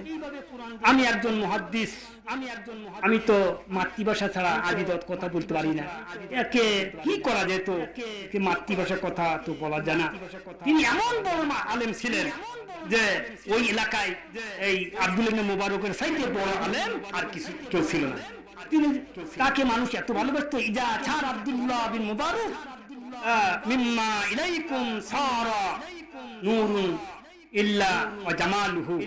তিনি যখন তার এলাকা থেকে চলে গেলেন তখন তার এলাকায় মানুষ কাঁদতে কাঁদতে অস্থির হয়ে গেল, আরে আমাদের রত্ন, আমাদের তারকা চলে গেল, আমরা তো অন্ধকারের মধ্যে নিমজ্জিত হয়ে গেলাম। এরকম তারা মন্তব্য করত। তিনি ছিলেন বড় মাপের আলেম।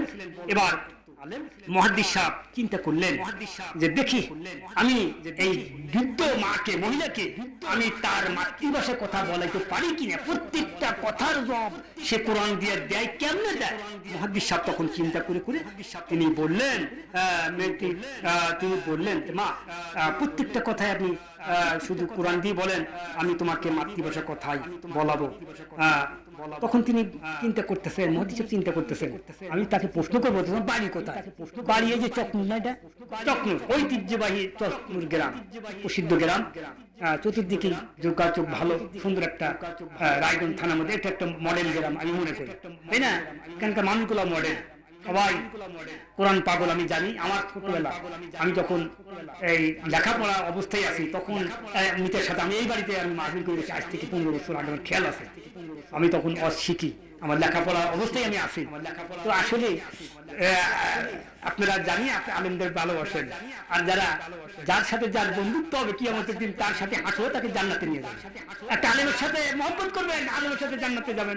হাফেজে কোরআনের সাথে মহব্বত করবেন, তার সাথে জান্নাত যাবেন। চোরের সাথে, গুন্ডার সাথে, বেনামির সাথে মহব্বত করবেন, ওর সাথে জাহান্নামে যাবেন। তাহলে আসাবুল ইয়ামিন, আসাবুল শিমাল, ডান দলের নেতৃত্ব দেয় আল্লাহ নবীরা। ডান দল হলো কি? কোরআনের পথ। আর বাম দলের নেতৃত্ব শয়তান, ডানপন্থী ডান দলের নেতা হলেন নবী, নবীর হাত ধরে সোজা জান্নাতে যাবেন, নবীর সাহাবীন উম্মতের সাথে জান্নাতে যাবেন।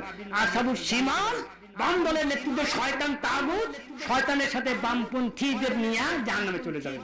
আপনি কি জাহান্নামে যেতে চান? চান না, কোরআন সাক্ষী।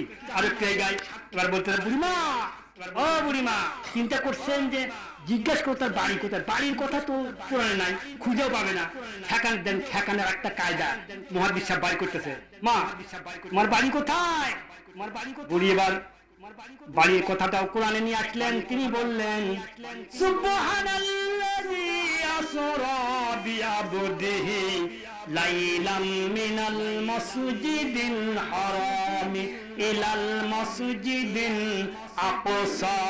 বলেন আল্লাহু আকবার। সমস্ত দুর্বলতা অক্ষমতা থেকে পবিত্র সেই আল্লাহ, যিনি আমাকে মসজিদে বাইতুল মুকাদ্দাস থেকে মসজিদে হারামে আমাকে পরিভ্রমণ করালেন, সাই করালেন। হ্যাঁ, তিনি সেই আল্লাহ। এর দ্বারা বুঝাতে চাইলেন যে আমার বাড়ি হলো বাইতুল মুকাদ্দাস, জেরুজালেমে। আমি হজ করতে এসেছি খানা কাবা, এই কথা তিনি বুঝাইলেন। এবার অর্থাৎ এই মসজিদে আমি এই বাইতুল্লাহ অর্থাৎ বাইতুল্লাহ শরীফ অর্থাৎ মক্কা শরীফে আমি হজ করতে এসেছি। মুহাদ্দিস সাহেব তখন মনে মনে চিন্তা করলেন, এমন বিদুষী মহিলা, এমন বিদুষী নারী, আল্লাহ, এত পরহেজগার নারী, জান্নাতের একটা গিলমান, জান্নাতের একটা খাদেম, জান্নাতের একটা মেহমানকে এইভাবে একা একা ফেলে দেওয়া মোটেও সম্ভব নয়, কারণ তার কাফেলা চলে গেছে, মেয়ে মানুষ। তাহলে আমি কি করব? এবার কি বলবে তো দেখেন। মুহাদ্দিস সাহেব এই চিন্তা করলেন, হ্যাঁ, এমন বিদেশি মেয়েকে আর রেখে যাব না। তিনি বললেন, মা, আমার কাছে একটা বাহন আছে, সুন্দর একটা উট আছে, আমার কাছে সুন্দর একটা সোয়ারি আছে। আপনি যদি দয়া করে আমার এই সোয়ারি আমি শোয়া দেব, যদি ওঠেন আপনি আপনার বাড়ি অর্থাৎ গন্তব্যস্থানে পৌঁছাতে। বলেন সুবহানাল্লাহ। হ্যাঁ, এবার মুহাদ্দিস সাহেব বলতেছেন, উটটা শোয়া দিলেন।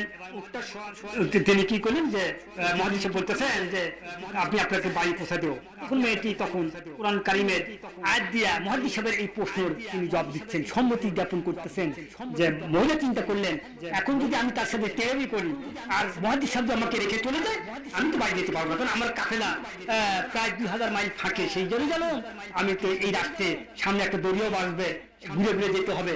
কাজী আরব সাগর সামনে বেজে যাবে, লোহিত সাগর, এই সাগরের কেনার বেশি যেতে হবে আমার গন্তব্যস্থলে সেই জেরুজালেম বাইতুল মুকাদ্দাসে আমি তো যেতে পারবো না। তাহলে এই সুবর্ণ সুযোগ আমি হাতছাড়া করবো না। কিভাবে করবো না? কোরআন যে তিনি বলছে, সম্মতি দিলেন।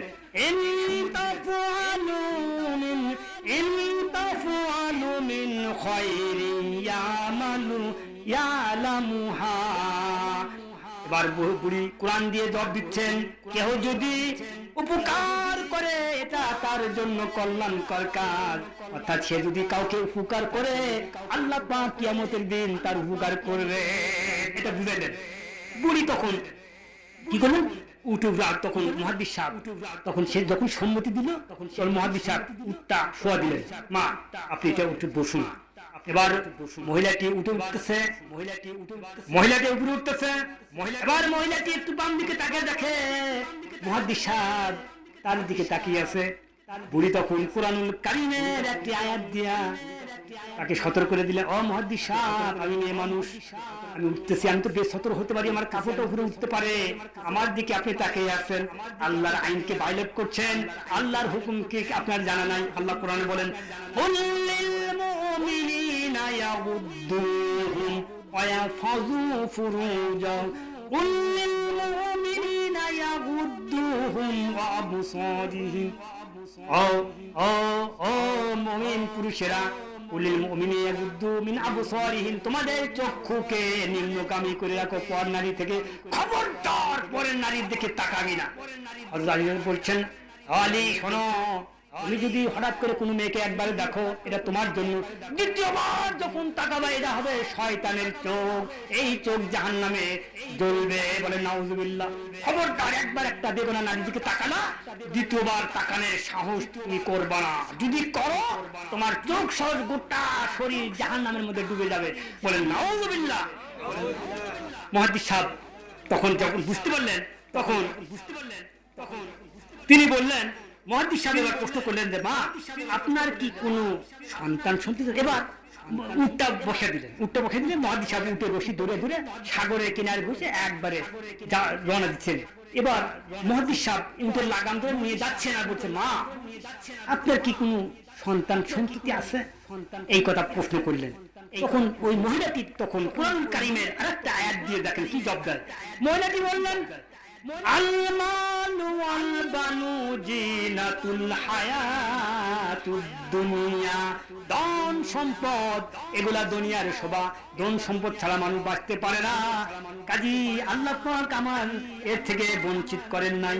আমার সন্তান সন্ততি, ধন সম্পদ, টাকা পয়সা আমাকে দান করেছেন। আমি এর সন্তান সন্ততি আছে, বাড়িঘর সবই আমার আছে। আমার এই সম্পদ থেকে আল্লাহ পাক আমাকে বেনছাপ করেন নাই, আমাকে মাহরুম করেন নাই। চিন্তা করছেন? এবার মুহাদ্দিস সাহেব চিন্তা করতেছেন, এবার আমি আটকাবো। কারণ সন্তান আছে, ভালো কথা, নাম তো কোরআনে খুঁজে পাবে না। তার নাম কি? এই যে বাড়িওয়ালার নাম আব্দুল শুকুর ভাই, তারপরে হাবিবুর রহমান ভাই, তারপরে কি জানি ফজর আলী ভাই, হ্যাঁ ফজলুর রহমান ভাই। এই তো এই মাহফিলের আয়োজক। কত সুন্দর সুন্দর নাম। এই নামগুলো তো কোরআনে খুঁজে পাবে না। এই প্রশ্ন করে বলতেছে যে তোমার সন্তানগুলোর নাম কি? এই কথা যখন প্রশ্ন করলেন, কুরআনুল কারীম দিয়ে তিনি বললেন, ইয়া খুযিল কিতাবি বিকুওয়াতা ওয়া কাল্লামাল্লাহু মূসা তাকলিমা ওয়াত্তাখাযাল্লাহু ইব্রাহিমা খলিলা। আল্লাহু আকবার বলেন। বলে বলতেছেন, আমার বড় ছেলের নাম হলো ইয়াইয়া, আর মেজো ছেলের নাম হলো মুসা, আর আমার কনিষ্ঠ ছেলের নাম হলো ইব্রাহিম। তিনটা ছেলে আমার। মুহাদ্দিস সাহেব লজ্জিত হয়ে গেল। একে ঠেকান গেল না। হাইরে, মহিলা মানুষ কোরআন দিয়ে সবটা গোটা জিন্দেগির কথা বলে, আমি মুহাদ্দিস, আমি তো এত কথা বলতে পারবো না। তিনি আশ্চর্যিত হয়ে গেলেন।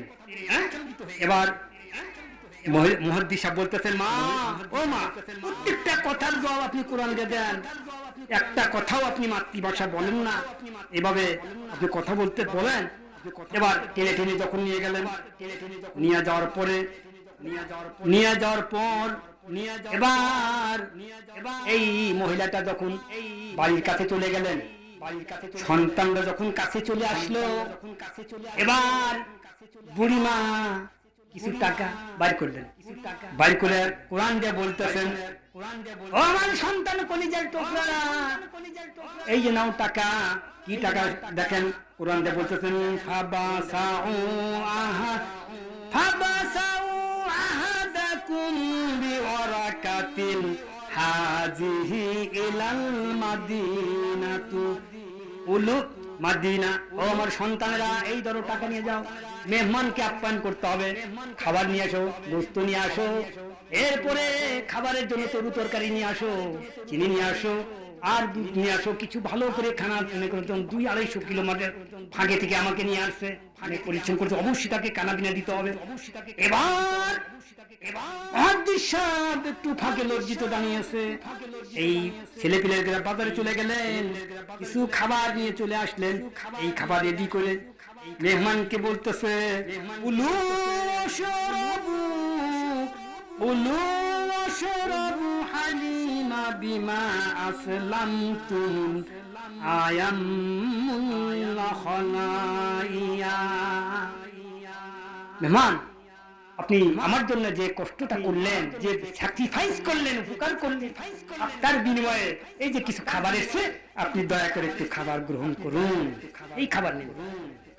চিন্তা করছেন, মুহাদ্দিস সাহেব খানা পিনা শেষ করলেন, করার পর ছেলে পিলাগুলাকে ইশারায় ডাকলেন, বাবার একটু কাছে আসো, বাবারা একটু কাছে আসো, একটু ফাঁকে নিয়ে বলছিলেন, আমার বাবারা শোনো, তোমার মায়ের কথা শুনে কলিজাটা ভরে গেছে, কলিজাটা তৃপ্তি। এত দীর্ঘ পথ তোমার মায়ের সুন্দর সুন্দর কথা শুনে আমি হেঁটে হেঁটে আসছি, তাকে উঠে নিয়ে আসছি, আমি তেমন কষ্ট পাই নাই, অত্যন্ত ভালো লাগছে। বলো বাবা, তোমার আম্মা তোমাদের সাথে এইভাবে কতদিন ধরে কোরআন থেকে কথা বলে? চিন্তা করছেন কতদিন ধরে কথা বলে? এবার মুহাদ্দিস সাহেবের বড় ছেলে বলছে, ও বুড়ির বড় ছেলে বলছে, হুজুর শোনেন, আমার মা একদিন নয়, 2 দিন নয়, এইভাবে করে 40 বছর ধরে আমাদের সাথে কোরআন ছাড়া কোনো কথা বলেন না। কি আযীম কিতাব, কি জ্ঞান লাভ করেছেন, হ্যাঁ? আল্লাহ পাক যাকে ইউতিল হিকমাতা মান ইয়াশাউ, যাকে ইচ্ছা করেন তাকে হিকমত দান, কোরআনের জ্ঞান দান। ওমাই ইউতাল হিকমাতা ফাকাদ উতিয়া খায়রান কাসীরা। আর যারা কোরআনের জ্ঞান শেখে এরা হলো পৃথিবীর যে সবচাইতে দামি। বলেন সুবহানাল্লাহ, সুবহানাল্লাহ। খায়রুন নবী বলছেন, খায়রুকুম মান তাআল্লামাল কুরআনা ওয়া আল্লামা। আমার ভাইরা, আমার বোনেরা, আমার খালাম্মারা, সব ভালো করে শুনুন। আল্লাহ পাক কুরআনুল কারীমের মধ্যে এমন কোন বিষয় নাই যে সেটা বলে নাই। আল্লাহর সাথে কি সম্পর্ক করবেন, রাসূলের সাথে কি ব্যবহার করবেন, পাড়া প্রতিবেশীর সাথে কি ব্যবহার করবেন, গরীব মিসকিন ইতিম কাঙ্গালের সাথে কি ব্যবহার করবেন, মা বাবার সাথে কি ব্যবহার করবেন, প্রত্যেকটা বিষয়ে ওপেন সিক্রেট, তিবিয়ানুল লিকুল্লি শাইইন, ওপেন সিক্রেট খুলে খুলে আল্লাহ পাক মানুষের মধ্যে বর্ণনা করেছেন। আল্লাহর পরে যার মর্যাদা, আল্লাহর নবীর পরে যার মর্যাদা, 3 নম্বর মর্যাদা হলো মা এবং বাবা। 3 নম্বর মর্যাদা কার? আল্লাহকে সিজদা করবেন, রাসূলের আনুগত্য করবেন। 3 নম্বর যাকে সিজদা করলেন তিনি হলেন মা। মা যদি পেটের মধ্যে আমাকে ধারণ ক্ষমতায় যদি ধরে না রাখতেন, এই পৃথিবী আমি আসার কোনো কল্পনা আমি করতে পারবো কি?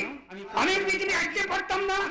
আসার পরে যদি মা যদি স্নেহর মমতা দিয়ে যদি জলে না ধরতেন, ওই নাপাকি রক্ত পেশাবের মধ্যে টান টান করে কাদা ছাড়া হাত দিয়ে কোনো বস্তু তুলে খাওয়ার মতন শক্তি নাই।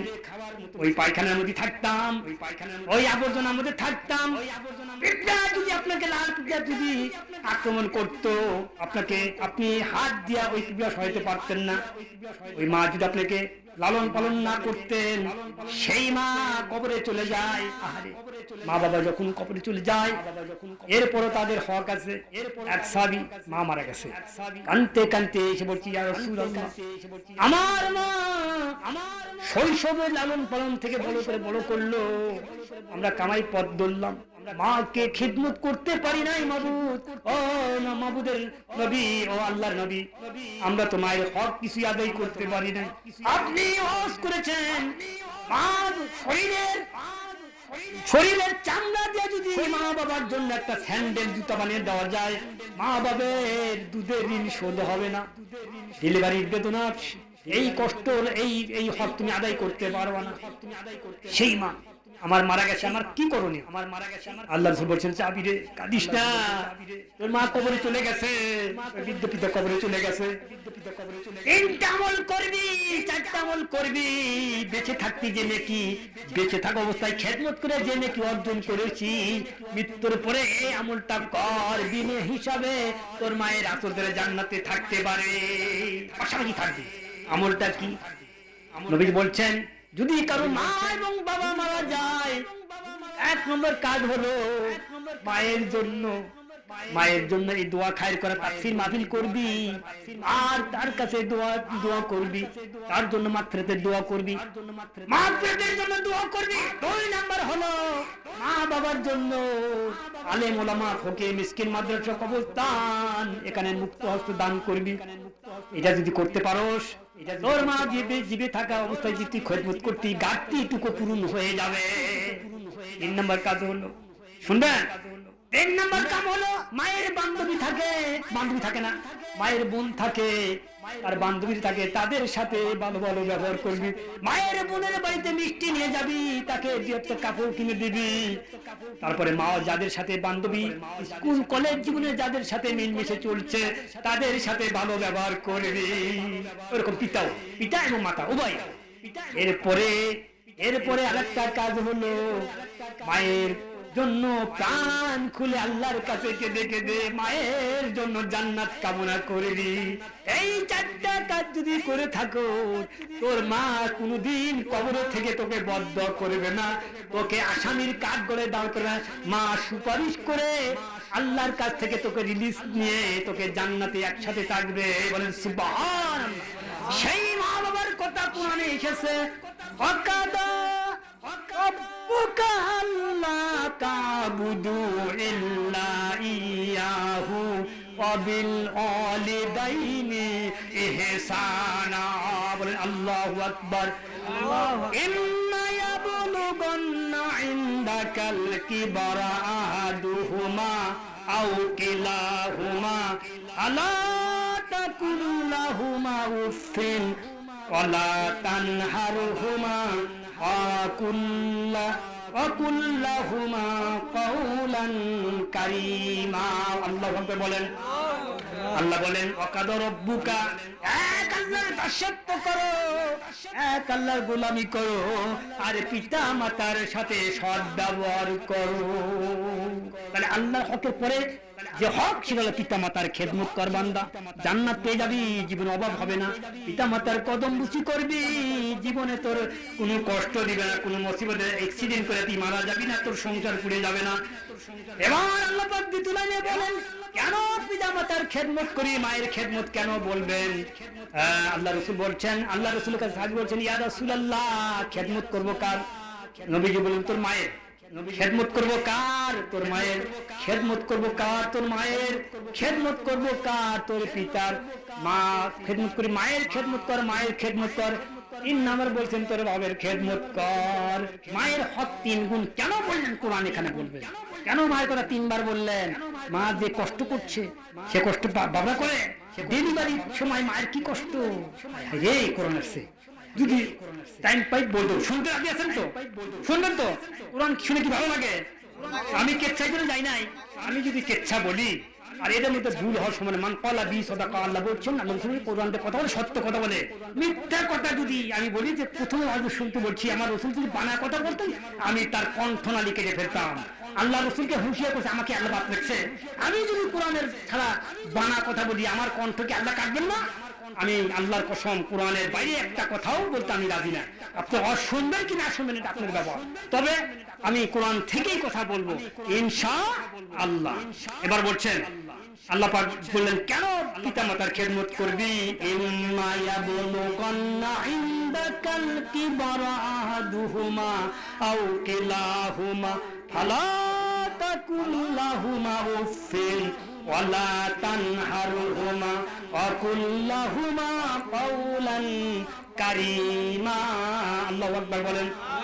আল্লাহ বলছেন, বান্দা শোন, ইম্মা ইয়াবলুগান্না ইনদাকাল কিবারাহুমা, তোর মা এবং তোর বাবা যখন বৃদ্ধ হয়ে যাবে, কিলাহুমা, একজন অথবা দুইজন, অথবা একজন অথবা দুইজন, মা অথবা বাবা অথবা দুইজনে যদি বৃদ্ধ হয়ে যায়, বৃদ্ধ অবস্থায় কিরকম হয়?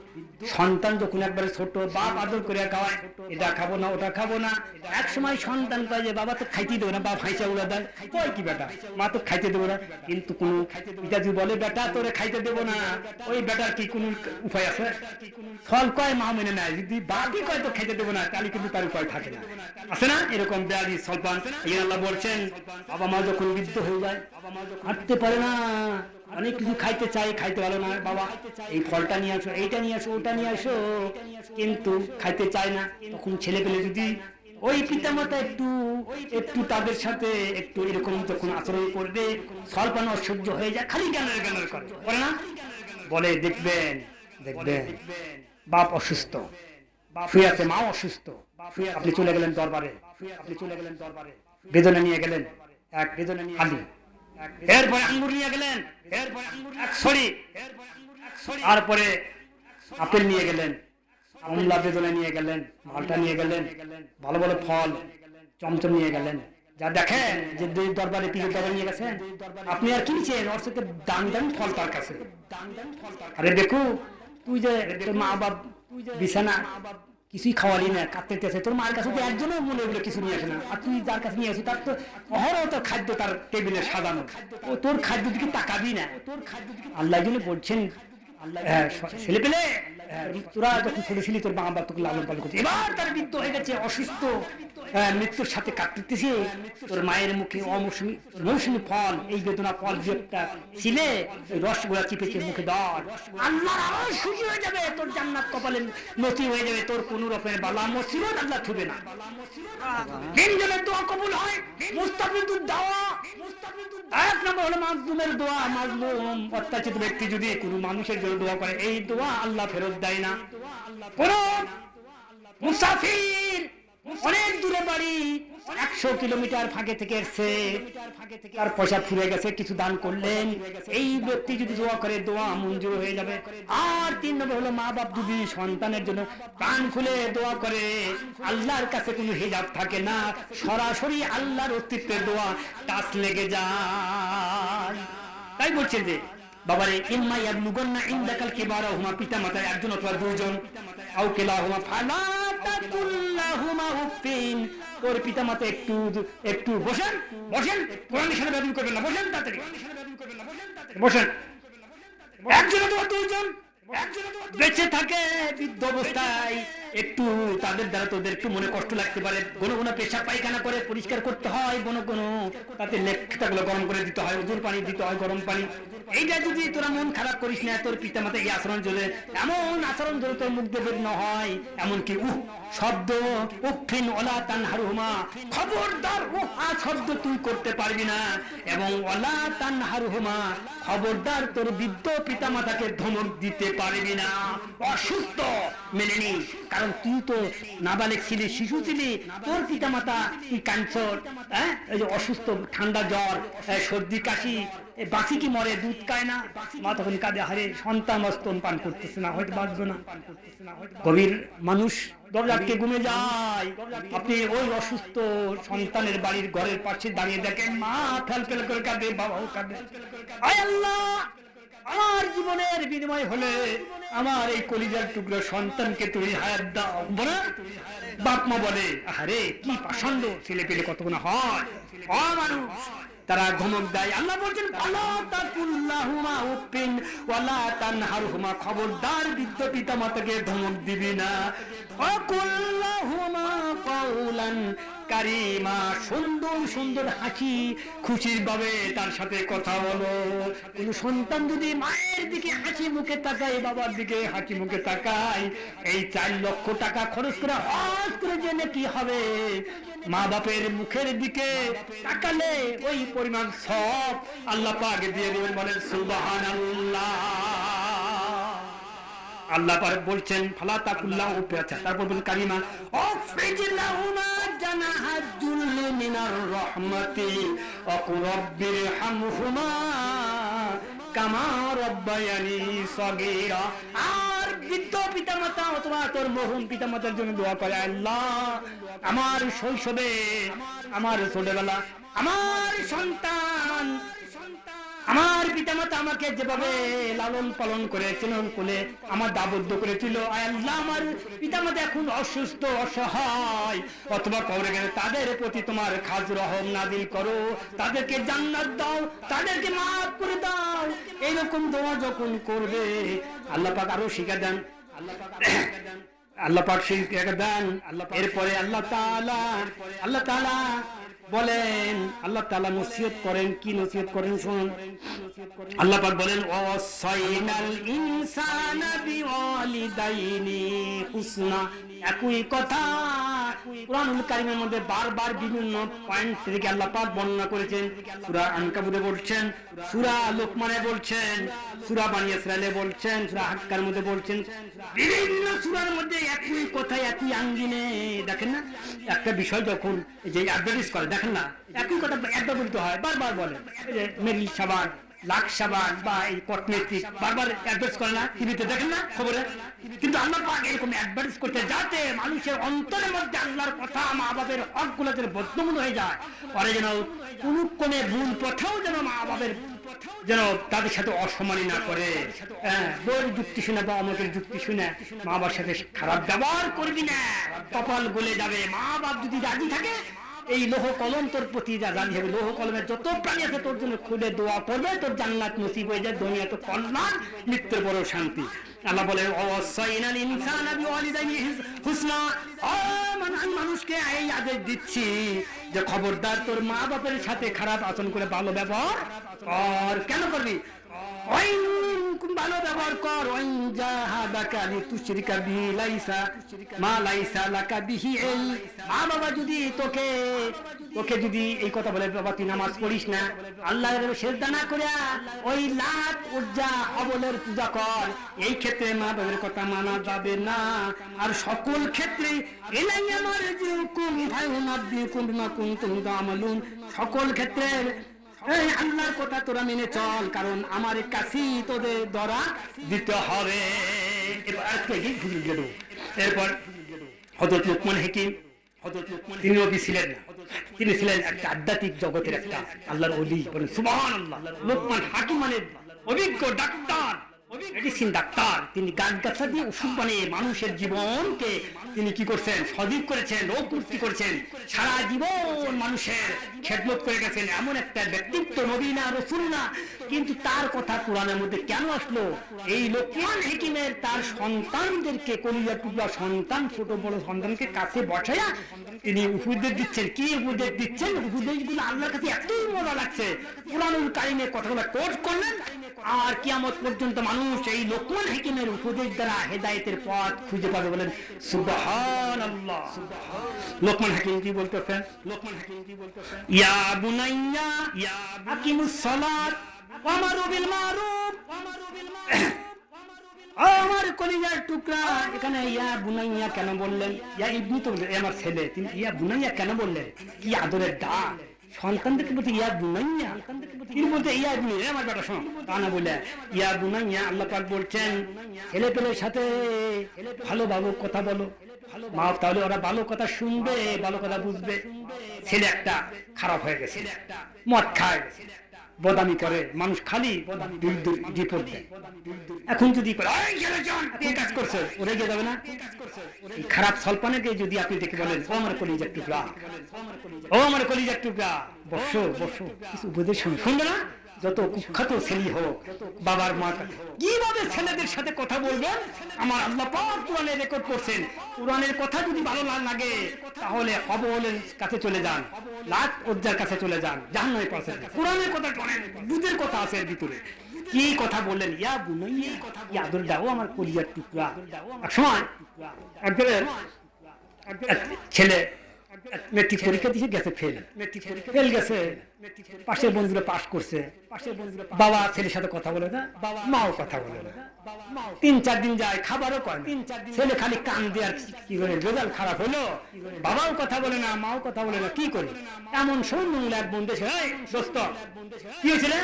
বলে আমি ফেল করছি, মাও কথা কয় না, খাইবারও কয় না, বসতেও কয় না, আমি কি করি? আমি চল ভারতের এই যে একটা ফিল্ম আছে, কাস্টিং ফিল্ম, চল ওখান থেকে একটু মনটা পরিবর্তন করে আসি, নিয়ে যায় ফিল্ম দেখার জন্য।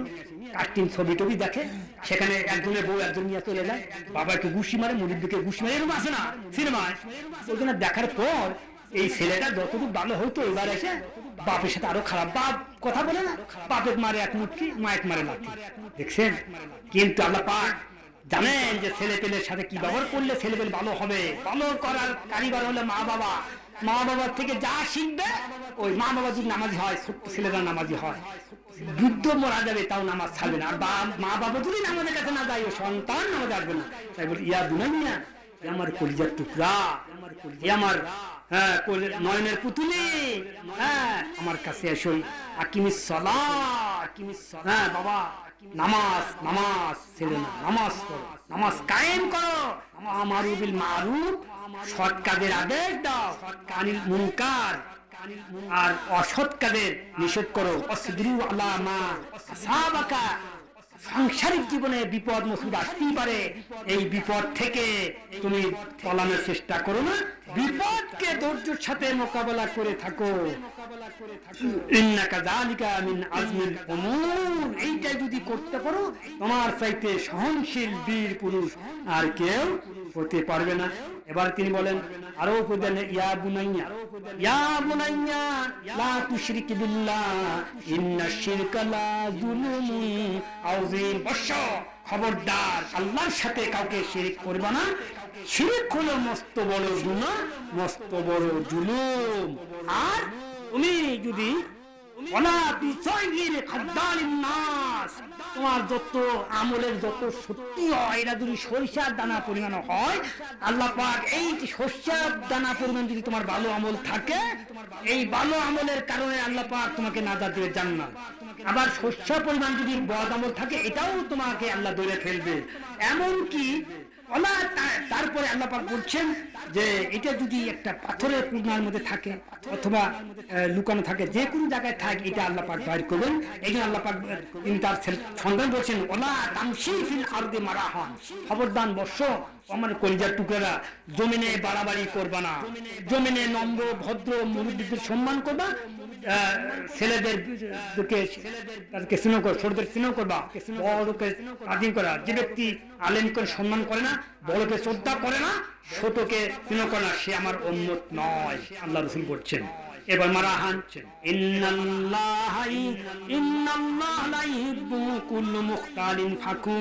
আর দুনিয়ার মধ্যে অহংকারী করে চলো না, অহংকার করে চলো না, অহংকারীকে আল্লাহ পছন্দ করেন না।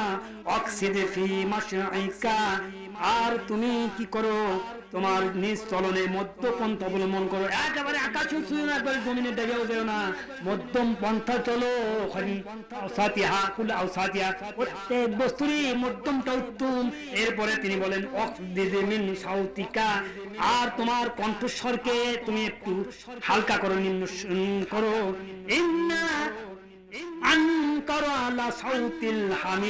নিঃসন্দেহে গাদার ডাক হলো ঘৃণিত ডাক।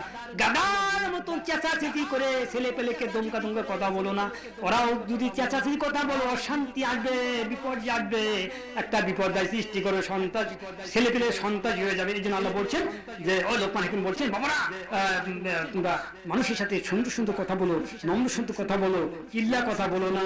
এবার আল্লাহ পাক লোকমানকে বলেন, ও আমার লোকমান, ও লোকমান হাকিম, তুমি তোমার সন্তানদেরকে আমি আল্লাহ সম্পর্কে জ্ঞান দিলা, উপদেশ দিলা, তাদেরকে আমার সম্পর্কে তুমি পরিচিতি করে দিলা। এবার শোনো, তোমার সন্তানদেরকে আমি আল্লাহ পরিচয় ঘটা দেই। এবার আল্লাহ পাক লোকমানের কথা শেষ না হইতেই আল্লাহ পাক বলতেছেন, এবার আমি ও সন্তান, ও লোকমান, তোমার সন্তানদের সাথে আমি তোমার পরিচয় করে দিই, কেমনে তোমাদের সাথে মিলামিশে থাকবে আমি আল্লাহ বলছি। ওয়াসাইনাল ইনসানা বিওয়ালিদাইহি আমালাতুহু উম্মুহু ওয়াহানান আলা ওয়াহানি ওয়াফিসালু ফি আমাইনি আনিশকুরনি ওয়ালিওয়ালিদাইকা ইলাইয়াল মাসির। আল্লাহ এবার আল্লাহ পাক বলেন, ও লোকমান, তুমি এতক্ষণ তোমার সন্তানদেরকে আমার হক সম্পর্কে জানিয়ে দিলা, আমার সাথে তার সম্পর্ক, আমার বিষয় জানা দিলা। এবার তোমার পিতা তোমার সাথে ব্যবহারের দিকটা, তোমার সাথে আমি পরিচয় করে দিই, তোমার সাথে কি আচরণ করবে, এটা আমি আল্লাহ তাদেরকে উপদেশ দিচ্ছি। আল্লাহ বলেন, আমি তার সন্তানদেরকে আমি তার সন্তান পরিষদ বড়কে আমি উপদেশ দিচ্ছি, খবরদার পিতা মাতার সাথে খারাপ আচরণ করবি না। পিতা মাতার সাথে ভালো ব্যবহার কর, তাদের সাথে হাসি রহস্য থাক। কেন করবি? কারণ হলো তোর মা অতি কষ্টের সাথে, কষ্টের পর কষ্ট স্বীকার করে, ক্লেশের পর ক্লেশ সহ্য করে তোকে গরমের মধ্যে বহন করেছে, 10টা মাস অতি কষ্টের সাথে ডেলিভারি করেছে।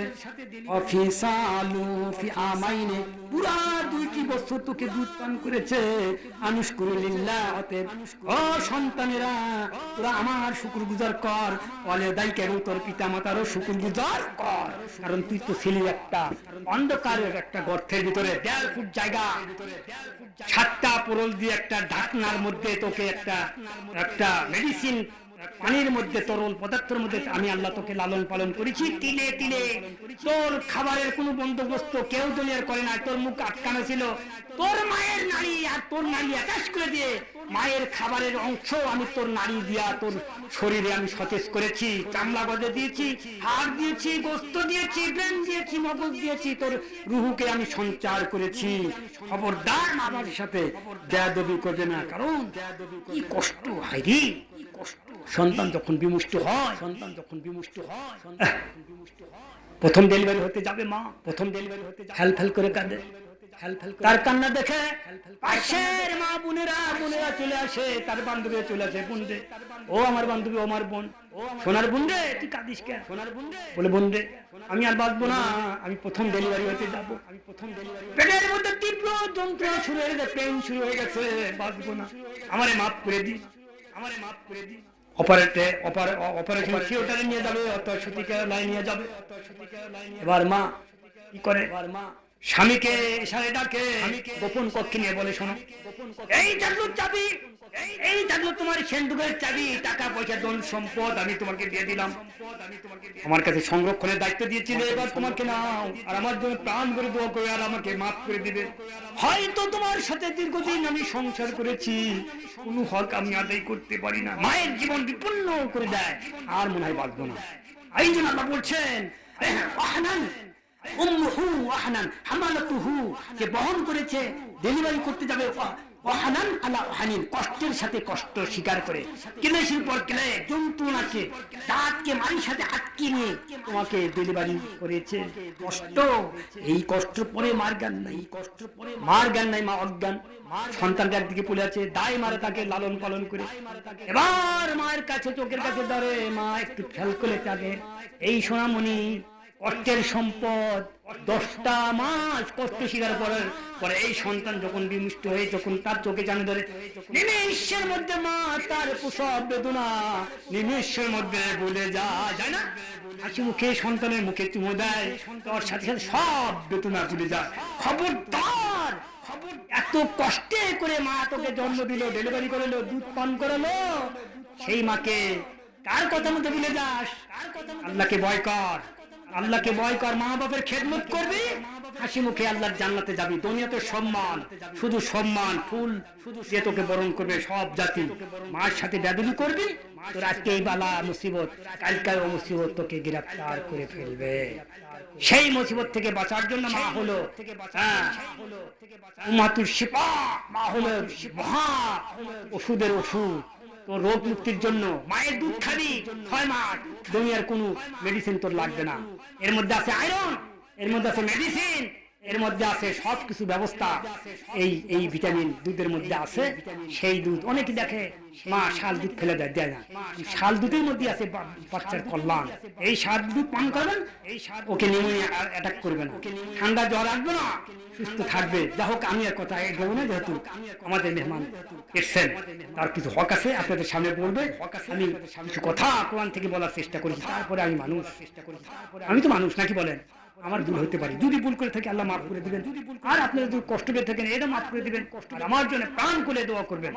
আমি একটা মাদ্রাসায়, সরকারি মাদ্রাসায় চাকরি করি, আমার চিনবেন, আপনারা অবশ্যই চিনবেন। আমি কুলারগাছি মাদ্রাসার প্রতিষ্ঠাতা শিক্ষক। তখন আমার ছাত্র, আমি যখন ফাজিল পাস করি তখন মাদ্রাসা আমি জয়েন করি, মাদ্রাসার ঘর তুলি, তারপরে সেই মাদ্রাসা এমপি মুক্ত বেতন হয়ে যায় 1904 সালে। 4 সালে বেতনভুক্ত হয়ে যায়, মে মাসে 1 মে বেতনভুক্ত হই। এখান থেকে আমি 11 সালে 31 জানুয়ারি এই 7টা বছর আমি সেখানে খেদমত করেছি। সেই মাদ্রাসার ছিল একটা টিনের ঘর, এখন যা দেখবেন দোতলা বিল্ডিং হয়ে গেছে।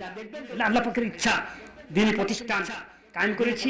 আমার জন্য দোয়া করবেন। আমি এখন আমার এলাকায় রতনকান্দি, 3 দিনের বাড়ি তো রতনকান্দি, আমার নদী পার হরি 1 কোয়ার্টার মাইল ফাঁকে মাদ্রাসা, একদিকে তারপরই 5 বাজার, ওখানে 1 কিলো গড়ে 1 মাইল 5 বাজার। যা হোক, সেখানে আমি চাকরি করতেছি, সেখানে দাখিল মাদ্রাসায়, সেখানে মোদাররিস হিসেবে আছি। আমার জন্য প্রাণ করে দোয়া করবেন। আর ছাত্র বয়স থেকে কিছু কিছু কথা বলি। আমার ছাত্র জীবনে আমি যখন উল্লাপাড়া ফাজিলে আলিমে ভর্তি হলাম, তখন কেন্দ্রীয় মসজিদ, ওই কোর্ট মসজিদে আমি দায়িত্ব পালন করি। 7.5 বছর ইমামতি করছি। নামাজ, ঈদের নামাজ আমি তখন ছোট্ট, আমার ভাইস প্রিন্সিপাল ছিলেন ওই কেন্দ্রীয় মসজিদের ইমাম। আমাকে যখন ওই জনগণ আমাকে নিয়ে নিল, তখন আমি আমি ওই হুজুর থেকে পরামর্শ মাফিক আমি চলতাম, আর নামাজ, ঈদের নামাজ ওনার থেকে শিখে আমি করছি অর্ধবর্তী পর্যন্ত এখান থেকে কামিল করেছি, বিএ পাস, কামিল ফাজিল টাইটেল অর্থাৎ কামিল পাস করেছি সিরাজগঞ্জ আলিয়া মাদ্রাসা, আর ডিগ্রি পাস করেছি শেরপুর মহাবিদ্যালয় কলেজ থেকে। এখানে লেখাপড়ার সুযোগ আল্লাহ পাক দিয়েছেন। পাশাপাশি এখন গ্রামের দায়িত্ব পালন করছি একটা হাফিজ মুল্লুবাই মাদ্রাসা, সেখানে আমাকে গ্রাম থেকে রেখে দিয়েছে। গ্রামের ইমামতি করি, এক মসজিদের 5 ওয়াক্ত নামাজ 3 ওয়াক্ত পড়াই, আর এক মসজিদের জুমার নামাজ পড়াই। এই খেদমতে আসি। আল্লাহর কাছে আমার কাছে দোয়া করেন, পান খুলে দোয়া করবেন যেন আল্লাহ পাক এই গোলামকে তার এই জবান দিয়ে মানুষের কাছে আল্লাহর কথাগুলি পৌঁছা দিতে পারে। বাল্লিগু আন্নি আলা আয়াত, আল্লাহ বলছেন আমার পক্ষ থেকে যে কথাগুলো শোনো, আল্লাহ রসুল বলছেন সেই কথাগুলা দুনিয়ার মানুষের কাছে পৌঁছা দাও। এই পৌঁছান আল্লাহ রসুল বিদায় হজের ভাষণে তিনি বক্তব্য দিয়েছেন, সারা দুনিয়ার মানুষ সেই ভাষণ পৌঁছাতে সাহাবীরা আলেম ওলামারা এটা করবে, পীর বুজুর্গ তারপরে হাফিজ কোরআন তারা কণ্ঠ করবে, কোরআন মুখস্থ করবে। আর এই কোরআন আলেম ওলামারাই তো একসময় যদি কোরআন না থাকে আলেমরাই তো কোরআন লেখে না। এই জন্য এই মাকিম সুরক্ষিত স্থানে আল্লাহ পাক সংরক্ষণ করছেন। আর এই কোরআন শরীফ আল্লাহ পাক মানুষের হৃদয়ের মধ্যেই আল্লাহ পাক বলে এই কোরআন আমি অবতীর্ণ করছি, এই রক্ষণাবেক্ষণের দায়িত্ব আমি কুদরত নিয়েছি। এই জন্য জালেমরা যত চেষ্টাই করুক আল্লাহর জমিন থেকে এই কোরআন উৎখাত করতে পারবে না। পারবে কি? একটু দরুদ পড়েন, ইয়া নবী সালাম মহব্বত ইচ্ছা, ইয়া রাসূল সালাম, ইয়া হাবিব সালাম, সালাওয়াতুল্লাহ। জবান খুলে মহব্বতের সাথে যেন আল্লাহ পাক আমাদের দরুদগুলি রসুলের রওজা ধারে পৌঁছে দেয়। একবার যদি দরুদ রসুল গ্রহণ করেন আপনার নাজাতের পথ খোলা হয়ে যাবে। বলেন সুবহানাল্লাহ। ইদর দেখি তামান্না দিল মে है यही दराना हो कैसे मदीना जाना रिकल है दिले दीवाना या नबी सलाम आलाइका। जबान खुले सालाम आलाइका या হাবিব সালাম। জুড়ে বলে মহব্বত से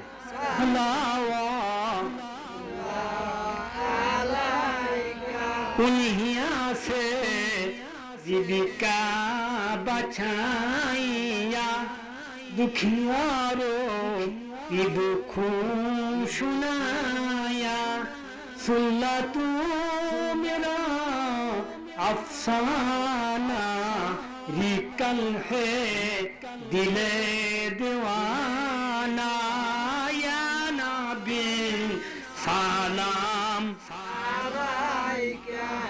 या रसूल सलाम या हबीब सलाम